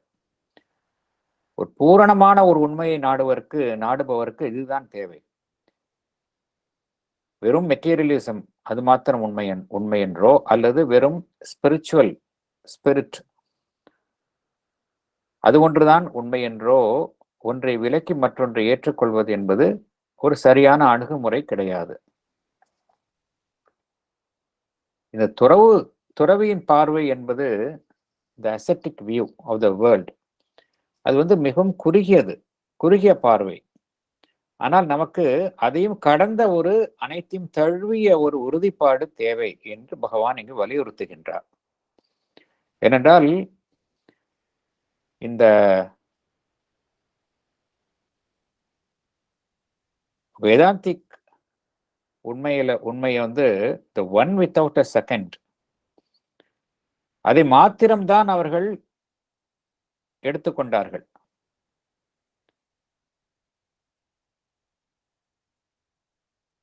ஆனால் அதை மாத்திரம் எடுத்துக்கொள்வது மாத்திரம் பத்தாது, அதனுடன் கூடிய மற்றொரு உண்மையும் சேர்ந்துதான் அவர்கள் பார்க்க வேண்டும்.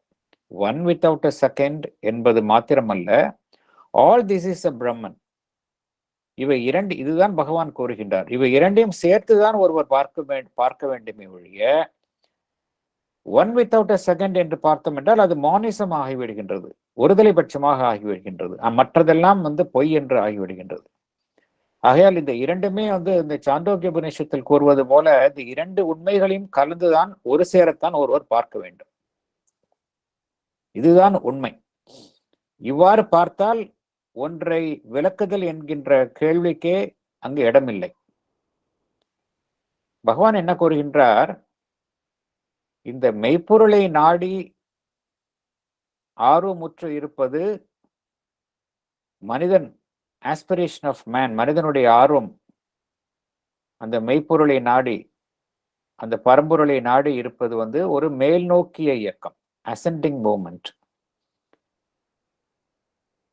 இந்த மேல் நோக்கிய ஆர்வத்திற்கு பதிலாக ஒரு கீழ்நோக்கிய இயக்கமும் அந்த பரம்பொருளில் இருந்து ஏற்படுகின்றது.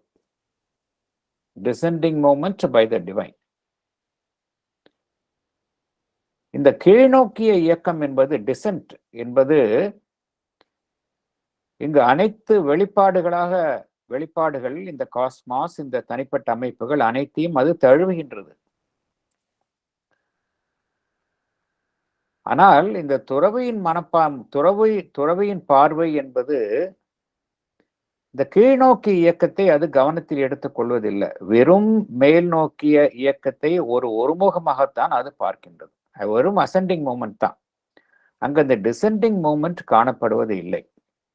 இதுதான் பகவானுடைய அந்த யோகத்தில் ஒரு விசேஷமான அம்சம். இங்கு இரண்டுமே கணக்கில் பார்வையில் எடுத்துக் கொள்ளப்படுகின்றது. Both ascending and descending movement. இந்த டிசெண்டிங் மூவ்மெண்ட் என்பதை ஒரு துறவி கவனத்தில் எடுத்துக்கொள்ள மறுக்கின்றான் என்று பகவான் குறிப்பிடுகின்றார். அதனால்தான் அந்த துறவியினுடைய புரிதல் எல்லாமே அந்த மெய்ப்பொருளை சார்ந்து இருக்கின்ற உண்மைகளை அது நன்றாக புரிந்து கொள்கின்றது. அதே சமயம் இந்த சடப்பொருளை சார்ந்த உண்மைகளை அது அறிந்து கொள்ள மறுக்கின்றது, சரியாக புரிந்து கொள்ளவில்லை என்று பகவான் குறிப்பிடுகின்றார். வெறும் ஒரு வழியாக, ஒருமுகமாகத்தான் அந்த டிவைன் ரியாலிட்டி, அந்த மெய்மை என்பது அனைத்தினுள்ளும் இருக்கின்றது. மெய்ப்பொருளிலும் இருக்கின்றது, இந்த சடப்பொருளிலும் இருக்கின்றது. ஆனால் துறவி என்ன செய்கின்றான்? அந்த இறை மெய்மையை வெறும் அந்த மெய்ப்பொருளில் மாத்திரமே அவன் காண்கின்றான். இந்த சடப்பொருளில் அவன் காண மறுக்கின்றான். இந்த உலகத்திலிருந்து விடுபட்டு அதை கடந்து சென்று அந்த உயரத்தை எட்டுகின்றான், அதிலேயே தங்கிவிடுகின்றான். ஆனால் இந்த உலகம் தழுவிய நிலையில் அவன் உண்மையை அவன் காணுவது இல்லை. ஆனால் அவ்வாறுதான் நம்முடைய வேத காலத்து ரிஷிகள் அவ்வாறுதான் கண்டார்கள். அவர்கள் இந்த உலகத்தை அவர்கள் வெறுத்து ஒதுக்கவில்லை. அதனால்தான் பகவான் என்ன கூறுகின்றார் இங்கே? The reality which the sannyasin seeks has been grasped in its full height, but not as by the ancient Vedantins in its full extent and comprehensiveness என்று மிகவும் அழகாக குறிப்பிடுகின்றார். அடுத்தது போலாம் நம்ம.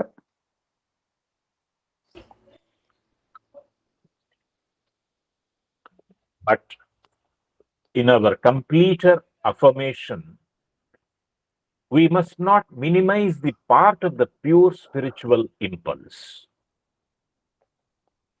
As we have seen how greatly materialism has served the ends of the divine, so we must acknowledge the still greater service rendered by asceticism to life. We shall preserve the truths of material science and its real utilities in the final harmony, even if many, or even if all of its existing forms have to be broken or left aside. An even greater scruple of right preservation must guide us in our dealing with the legacy, however actually diminished or depreciated, of the Aryan past. Thank you. Explanation படிங்க. சண்முக பிரியாலாம் படிக்கலாமே, அவங்க are you இந்த line? Yes, sir. Yes, sir. Please, sir. படிக்கலாம், நீங்களாம் படிக்கலாமே, you can read. Very well, sir. Please, sir. After highlighting the limitations of the ascetic tendency, Sri Aurobindo ends this chapter with a note of caution that the positive contribution made by it must not be ignored. Its pure spiritual impulse, like silent mind, etc., must be given its due credit. We have seen the great service rendered by materialism. Likewise, we must not ignore the still greater service rendered by asceticism. Sri Aurobindo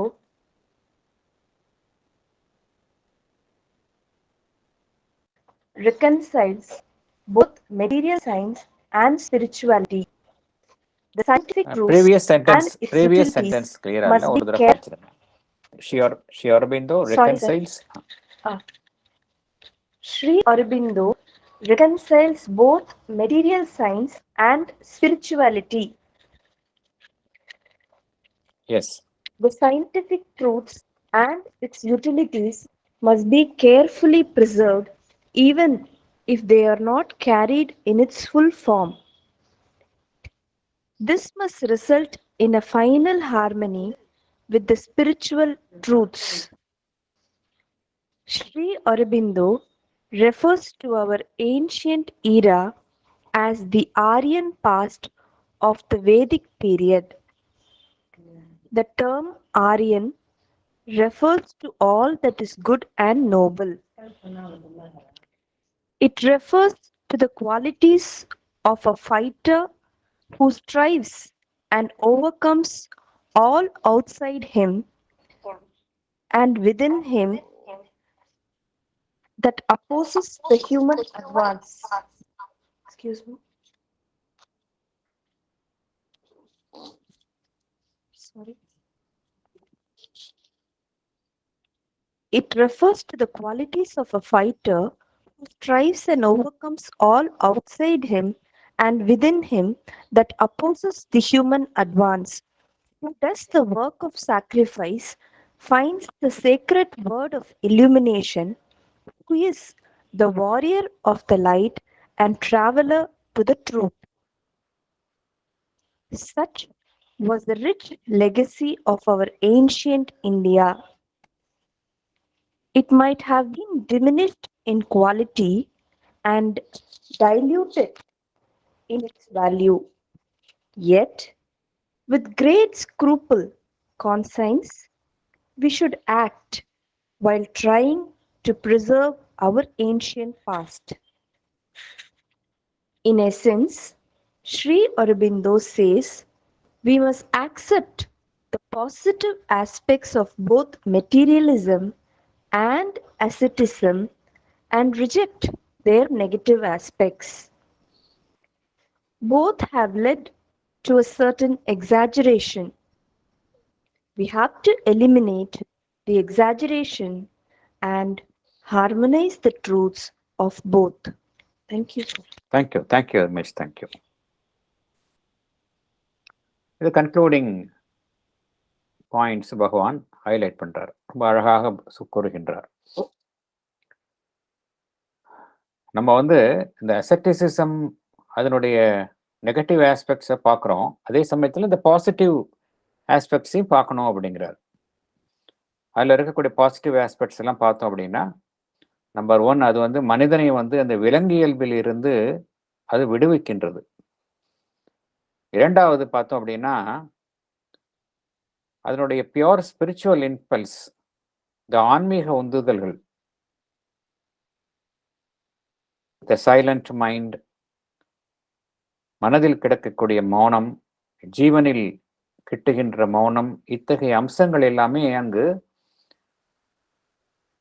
அதற்கெல்லாம் அங்கு முக்கியத்துவம் தரப்படுகின்றன.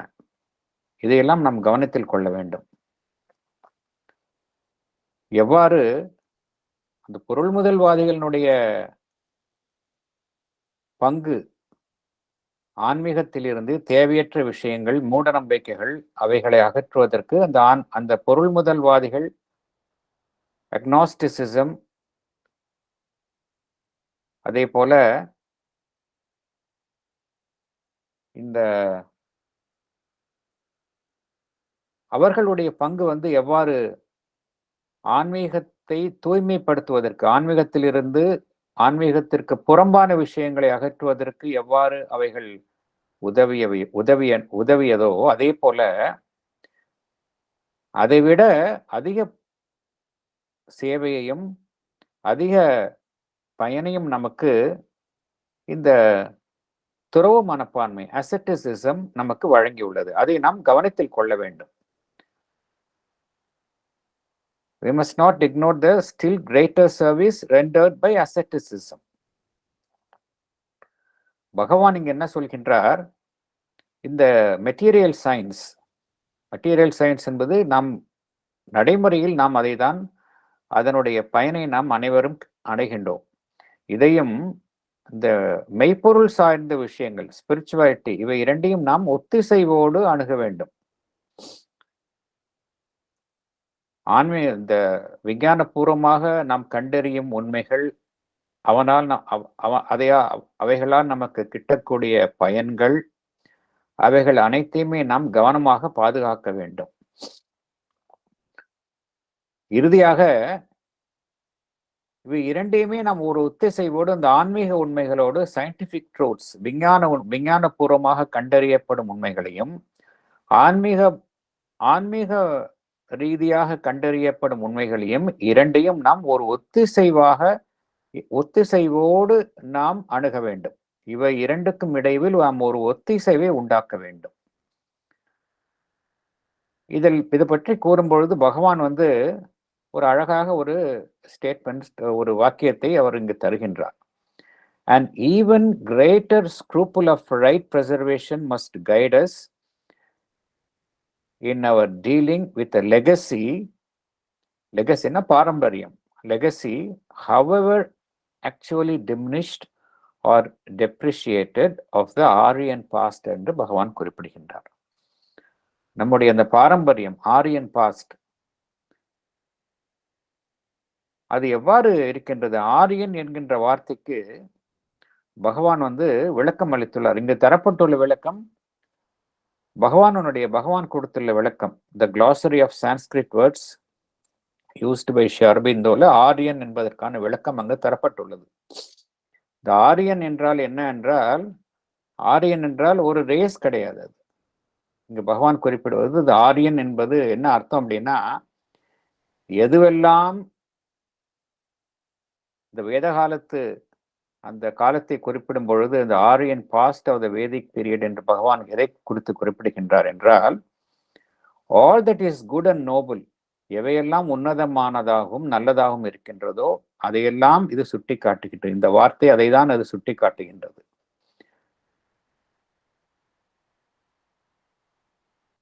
அதாவது தனக்குள்ளே இருக்கக்கூடிய அந்த எதிரான விஷயங்கள், புறம்பான விஷயங்கள், தனக்கு புறத்தே உள்ள புறம்பான விஷயங்கள், இவைகள் அனைத்தையும் ஒரு போரிட்டு வெல்லக்கூடியவனாகத்தான் அந்த ஆரியன் ஃபைட்டர் அவன் இருக்கின்றான். Qualities of a fighter who strives and overcomes all outside him and within him and opposes the human advance. இதுதான் பகவான் இங்கு தரக்கூடிய விளக்கம். அவன் அனைத்து தியாகங்களையும் புரிபவனாக இருக்கின்றான். எந்தெந்த விஷயங்கள், எந்தெந்த வார்த்தைகள், புனிதமான வார்த்தைகள் அவனுக்கு ஒரு வெளிச்சத்தை, ஒரு ஞான ஒளியை அவனுக்கு கிட்டுமோ அதையெல்லாம் அவன் தேடி அடைகின்றான். who is a warrior of the light and traveler to the truth என்று பகவான் விளக்கத்தை தருகின்றார். அவன் ஒரு ஒளியினுடைய ஒரு வீரனாக இருக்கின்றான். who is a warrior of the light, traveler to the truth, உண்மையை நாடி செல்பவனாக இருக்கின்றான். இத்தகைய ஒரு பாரம்பரியத்தை கொண்டதுதான் நம்முடைய வேத காலத்து அந்த வேதிக் பீரியட், இந்த ஆரியன் பாஸ்ட் என்று பகவான் குறிப்பிடுவது அதைத்தான் பகவான் இங்கு குறிப்பிடுகின்றார். Such was a rich legacy of our ancient India. அது தற்பொழுது வேண்டுமென்றால் அதனுடைய தரத்திலும் அதனுடைய மதிப்பிலும் சற்று குறைந்து காணப்படலாம். ஆனால் நாம் மிகவும் கவனமாக அதை பாதுகாக்க வேண்டும் என்று பகவான் குறிப்பிடுகின்றார். ஆகையால் தான் பகவான் என்ன கூறுகின்றார் என்றால், இந்த பொருள் முதல்வாதமாக இருந்தாலும் சரி, இந்த துறவுவாதம், அசெட்டிசிசம், இவை இரண்டிலுமே உள்ள சிறப்பான அம்சங்களை எடுத்துக்கொள்ள வேண்டும். இந்த இரண்டிலுமே தேவையில்லாத விஷயங்கள் மிகைப்படுத்தப்பட்டுள்ளன. அந்த மிகைப்படுத்தப்பட்டுள்ள தேவையில்லாத விஷயங்களை அகற்றிவிட்டு இவை இரண்டிலும் காணக்கூடிய அந்த உண்மைகளை ஏற்றுக்கொண்டு நாம் இவை இரண்டுக்கும் இடையில் ஒரு ஒத்திசைவை உண்டாக்க வேண்டும் என்று பகவான் குறிப்பிடுகின்றார். ஆகையால் இதுதான் பகவான் கூறக்கூடிய ஒரு சாராம்சம். அடுத்தது ஒரு மதர் இந்த சாப்டருக்கு ஒட்டிய ஒரு கருத்தை மதர் கூறியுள்ளார்கள். இந்த மாயாவாதம் அது குறித்த ஒரு கருத்தை மதர் கூறியுள்ளார்கள். அவருடைய collected works of the Mother. அதை நம்ம பார்க்கலாம். சார் படிக்கிறீங்களா அதை? Yes, sir. The Mother on Illusion of the World. Complete Works of Mother, Volume 7, page 288.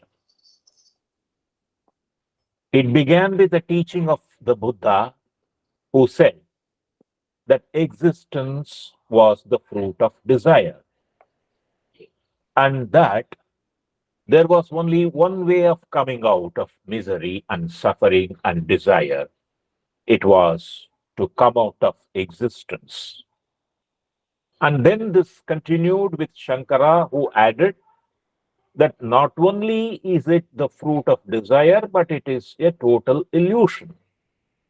And as long as you live in this illusion, you cannot realize the divine. This indeed is a state in which one can truly make very great progress externally, because one can be detached from everything and act without attachment, without preference, with that inner freedom which is expressed outwardly. Yet, this is the real necessity.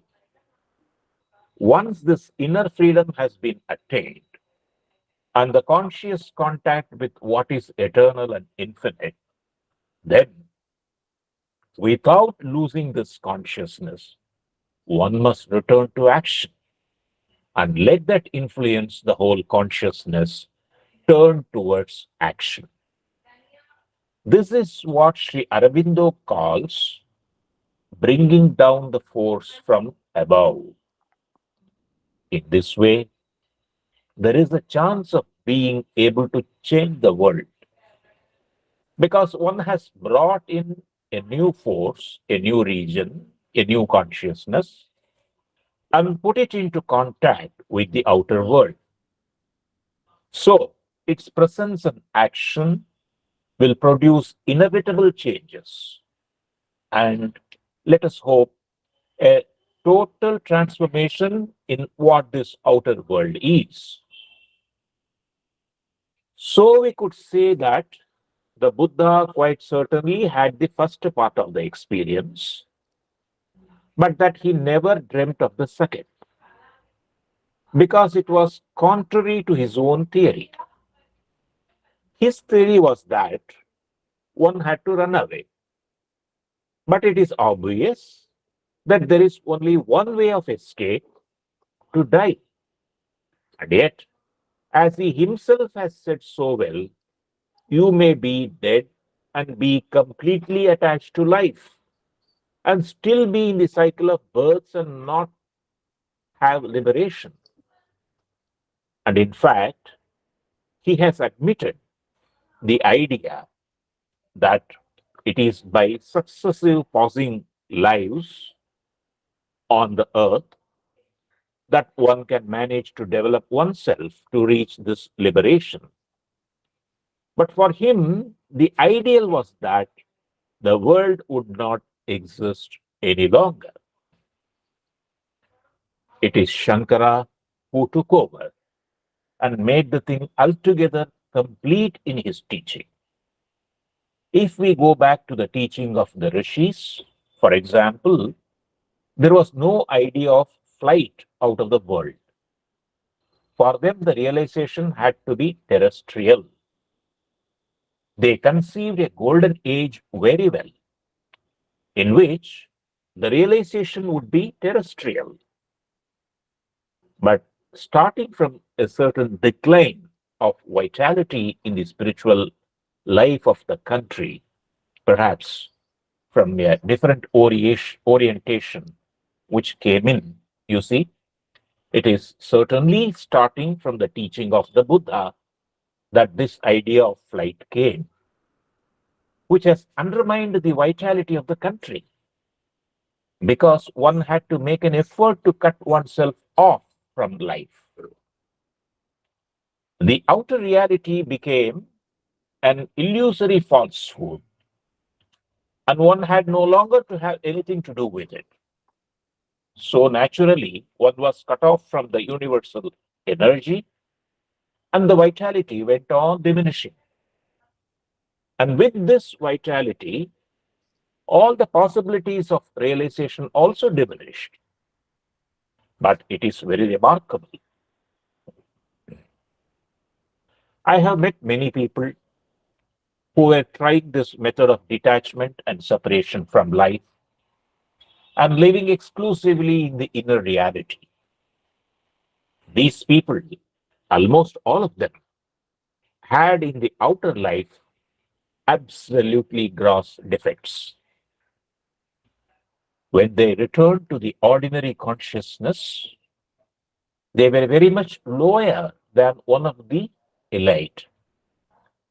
For instance, a man of great culture and great intellectual and moral development. These people, in their ordinary conduct, when they came out of their meditation, their exclusive concentration lived very grossly. They had very, very ordinary defects, you see. I knew many of this kind. Or perhaps they had come to a stage where their outer life was a sort of dream in which they were, so to say, not existing. But one had altogether the impression of beings who were completely incomplete, totally incomplete. That is, outwardly, there was nothing at all. The question: doesn't ascetic discipline help us overcome attachment? Answer: no. It inflates and strengthens your pride. Complete Works of Mother, Volume 6, page 301. Thank you. Thank you. அதாவது ரொம்ப அழகாக mother வந்து நம்ம படித்ததனுடைய கருத்துக்கள், அதனுடைய பிரதிபலிப்பை இங்கே மதரனுடைய எழுத்துக்களில் காண்கின்றோம். புத்தரனுடைய காலத்தில் இருந்துதான் தோன்றியது. வாழ்விலிருந்து விலகிச் செல்வதுதான் ஒரே முக்திக்கு வழி என்று அவர் கூறினார். சங்கரர் வந்து இந்த உலகம், இந்த பிரபஞ்சம் அனைத்துமே மாயை என்று அவர்கள் சார்ந்த தத்துவம் அவ்வாறுதான் வலியுறுத்தியது. இந்த உலகத்தை மறுப்பது என்கின்ற அந்த அவுட்வர்ட் ரிஜெக்ஷன், அதுல பார்த்தோம் அப்படின்னா ஒரு முன்னேற்றம் ஏற்படுவது போல் தோன்றுகின்றது. என்ன காரணத்தினால் அத்தகைய நிலையில் இருப்பவர்கள் முற்றிலுமாக தங்களை எந்த விதமான ஒரு வெளி உலகம் சம்பந்தப்பட்ட தளைகள் அதில் இருந்து தங்களை விடுவித்துக் கொள்கின்றார்கள். அகமுகமாக ஒரு பூரணமான சுதந்திரத்தை எட்டுகின்றார்கள். ஆனால் இது ஒருமுக பயணம். இதிலேயே தங்கிவிடக்கூடாது என்று அன்னை கூறுகின்றார்கள். என்ன செய்ய வேண்டும்? அத்தகைய ஒரு உயர்நிலையை எட்டியவுடன், உணர்வு தளத்தை எட்டியவுடன், அகமுகமான ஒரு பூரண சுதந்திரத்தை எட்டியவுடன் என்ன செய்ய வேண்டும் என்றால், ஏனென்றால் அந்த நிலையில் அவர்கள் அந்த பரம்பொருளுடன் ஒரு உணர்வுபூர்வமான தொடர்பை ஏற்படுத்திக் கொள்கின்றார்கள், அங்கேயே தங்கிவிடுகின்றார்கள். ஆனால் அன்னை இங்கு என்ன கூறுகின்றார்கள் என்றால், அந்த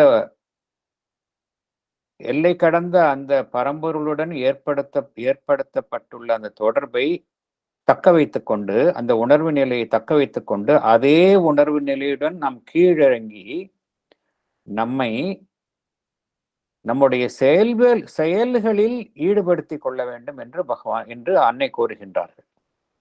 அந்த உணர்வு நிலையை செயல்களின் மூலமாக வெளிப்படுத்த வேண்டும். அதே உணர்வு நிலையுடன் புறமுகமாக நாம் செயல்பட வேண்டும் என்று அன்னை கூறுகின்றார்கள். இதைத்தான் பகவான் ஸ்ரீ அரபிந்தோ இதைத்தான் அந்த சக்தியை மேலிருந்து கீழே கொண்டு வருவது என்று பகவான் கூறியுள்ளார். இதன் மூலமாகத்தான், ஏனென்றால் மேலிருந்து ஒரு உச்சகட்ட அனுபவத்தை ஒருவர் அடைகின்றோம். அந்த நிலையிலே தங்கிவிட்டால் எனக்கு மாத்திரம்தான் அந்த பயன் கிட்டுகின்றது. அதே சமயம் அந்த நிலையில் தங்காமல் கீழிறங்கி அதில் கிடைத்த அந்த உணர்வு நிலையுடன் நான் புற உலகில் என்னுடைய தொடர்பை நீடித்து வைக்கும் பொழுது நான் அடைந்த அந்த உச்சகட்ட அனுபவம், அதனால் கிட்டும் பயன் என்னை சார்ந்துள்ள அனைவருக்கும் கிட்டுகின்றது, வெளி உலகத்திற்கும் கிட்டுகின்றது. இதைத்தான் இங்கு பூரண யோகத்தில் பகவான் ஸ்ரீ அரவிந்தர் இங்கு இதைத்தான் வலியுறுத்தினார். இதைத்தான் அன்னையும் கூறுகின்றார்கள். ஏனென்றால் நம்முடைய இலக்கு இந்த புற உலகை திருவுருமாற்றம் செய்வது. ஒருவர் தனிப்பட்ட அளவில் உச்சகட்ட அனுபவத்தை அடைந்துவிட்டு அங்கேயே தங்கிவிட்டால் அவரால் உலகத்திற்கு எந்த விதமான பயணம் கிட்டாது. அதே உணர்வு நிலையுடன் மேல் நோக்கி சென்று அதே கீழிறங்கியும் அந்த உணர்வு நிலையில் கீழிறங்கி இந்த உலகில் செயல்பட வேண்டும். இதுதான் பூரண யோகத்தினுடைய இலக்கு. ஈவன் புத்தரை பற்றி அன்னை குறிப்பிடும் பொழுதோட என்ன கோருகின்றார் என்றால், புத்தரும் கூட இந்த உலகத்திலிருந்து மரணத்தின் மூலம் விடுவித்துக் கொள்வது ஒரு வழியாக இருந்தாலும், ஈவன் மரணம் ஏற்பட்ட பின்னரும் இந்த லிபரேஷன் கிட்டும், இந்த டிட்டாச்மெண்ட் கிட்டும் என்பதற்கு எந்த விதமான ஒரு அட்டாட்சியும் கிடையாது. ஈவன் மரணம் அடைந்த பின்பு கூட ஒருவர் அவருடைய ஆசாபாசங்களுக்கு உட்பட்டு தான் இருக்கின்றார். ஆதலால் தான் புத்தரும் என்ன வலியுறுத்தினார் என்று இங்கு அன்னை குறிப்பிடுகின்றார்கள் என்றால், மீண்டும் மீண்டும் வாழ்வை ஏற்றுக்கொண்டு அந்த படிப்படியாக இந்த உலக பந்தங்களிலிருந்து, தலைகளிலிருந்து தன்னை விடுவித்துக் கொள்ள வேண்டும், முக்தியை எட்ட வேண்டும் என்று புத்தரும் வலியுறுத்தினார். இருந்தாலும் அவரை பொறுத்த வரைக்கும் இந்த உலகம் என்பது உண்மை அல்ல என்பதுதான் அவருடைய அடிப்படை வாதம். ஆனால் இங்கு அன்னை என்ன கூறுகின்றார்கள் என்றால், நம்முடைய வேதகாலத்து ரிஷிகள் இந்த உலகத்தில் இருந்து தப்பித்து செல்வது என்பதை அவர்கள் ஏற்றுக்கொள்ளவில்லை. அனைத்து சித்திகளும் இந்த உலகத்தில் தான் நடைபெற வேண்டும் என்று அவர்கள் விரும்பினார்கள். எல்லாமே இந்த உலகம், இந்த டெரஸ்ட்ரியல், இந்த எர்த், இதில் தான் நடைபெற வேண்டும் என்று விரும்பினார்கள். இந்த கருத்தை நாம் ஏற்கனவே பார்த்திருக்கின்றோம். எர்த் இஸ் இஸ் ஃபுட்டிங் என்கின்ற உபனிஷத் ஸ்டேட்மெண்ட், இதையும் நாம் லைஃப் டிவைன்ல பார்த்திருக்கின்றோம். இந்த உலகத்திலிருந்து தப்பித்து செல்லுதல் என்கின்ற ஒரு மனோபாவத்தினால் என்ன ஏற்பட்டது என்றால், இந்த வாழ்வு என்பது வறண்டு போனது. வாழ்வினுடைய அந்த ஒரு துடிப்பு இல்லாமல் போய்விட்டது. வாழ்வு ஜீவனை இழந்து நின்றது. இதுதான் நடைபெற்றது. என்ன காரணம் என்றால், நம் புறவுலகில் இருந்து நம்மை துண்டித்துக் கொள்ளும்போது என்ன செய்கின்றோம் என்றால், இந்த பிரபஞ்ச சக்தி அதில் இருந்து நம்மை துண்டித்துக் கொள்கின்றோம். ஏனென்றால் பிரபஞ்ச சக்தி என்பது பிரபஞ்சத்துடன் சம்பந்தப்பட்டது. நாம் இந்த பிரபஞ்சத்துடன் சம்பந்தப்படும் பொழுதுதான் அந்த யூனிவர்சல் எனர்ஜி அதனால் கிட்டும் பயனை நாம் அடைகின்றோம். நாம் அதிலிருந்து விலகும் பொழுது என்ன நடைபெறுகின்றது? அந்த சக்தியினுடான தொடர்பையும் நாம் இழக்கின்றோம். we lose all vitality. இது குறித்து பகவான் அன்னை என்ன கூறுகின்றார்கள்? இத்தகைய ஒரு நிலையில் இருப்பவர்கள் எல்லாமே ஒரு அகமுகமாக பார்த்தால் வேணால் அவர்கள் உயர்ந்த உணர்வு நிலையில் இருக்கலாம், எப்பொழுதுமே ஆழ்ந்த தியானத்திலும் மௌனத்திலும் இருக்கலாம். ஆனால் அவர்கள் சாதாரண வாழ்க்கையில் ஈடுபடும் பொழுது ஒரு சாதாரண மனிதனை விட கீழ்நிலையில் செயல்படுகின்றார்கள். ஏன்னா அவர்களுடைய எக்ஸ்டர்னல் செல்ஃப் எந்த விதமான மாற்றமும் அடையவில்லை.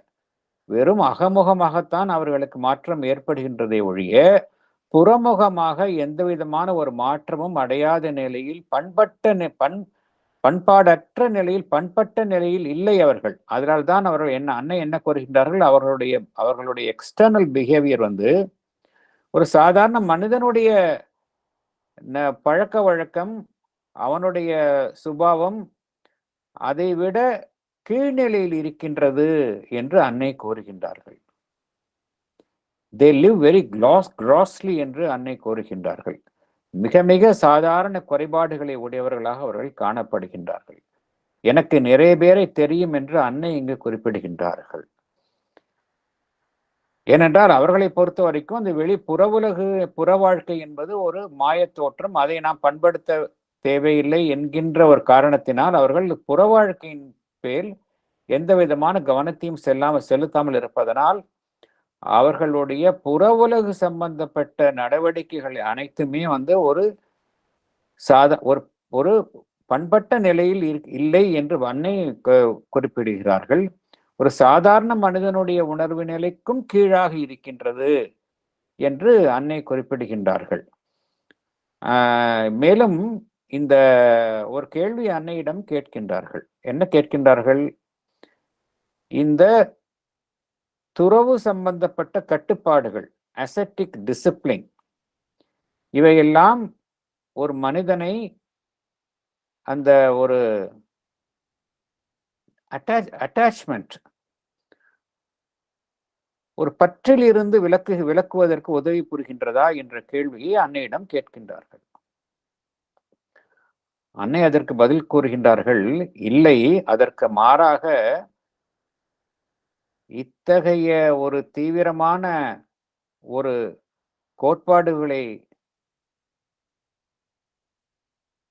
கொண்டுள்ளவர், கடைபிடிப்பவர்கள், அவர்கள் மனதில் தங்களை குறித்த ஒரு அதீதமான ஒரு உயர்வான எண்ணத்தில் இருக்கின்றார்கள்.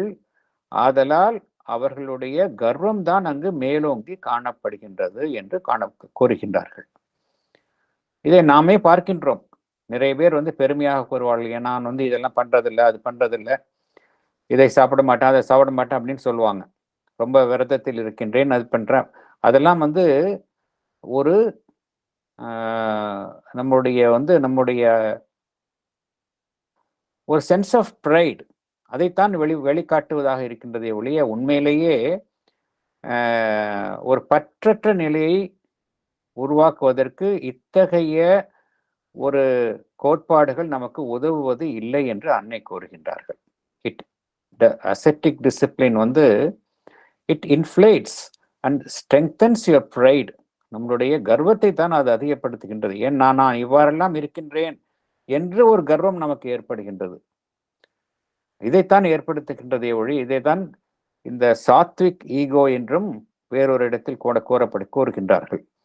நம்முடைய அந்த ஈகோவைத்தான் அது அதிகப்படுத்துகின்றதை ஒழிய உண்மையிலேயே நமக்கு அந்த பற்றற்ற நிலையை உருவாக்குவது இல்லை என்று அன்னை கூறுகின்றார்கள். இத்துடன் இந்த சாப்டர் முடிந்து விடுகின்றது. நம்ம அடுத்த செஷன்ல இதனுடைய சினாப்சிஸ் பார்ப்போம்.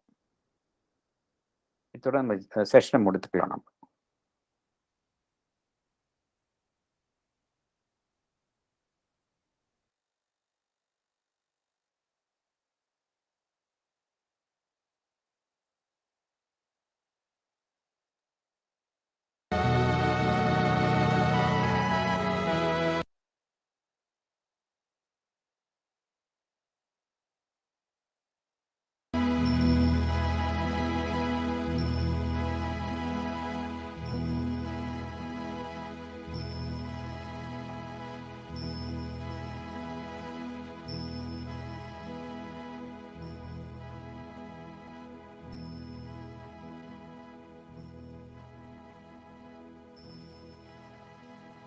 let us all try to be worthy of Sri Aurobindo centenary.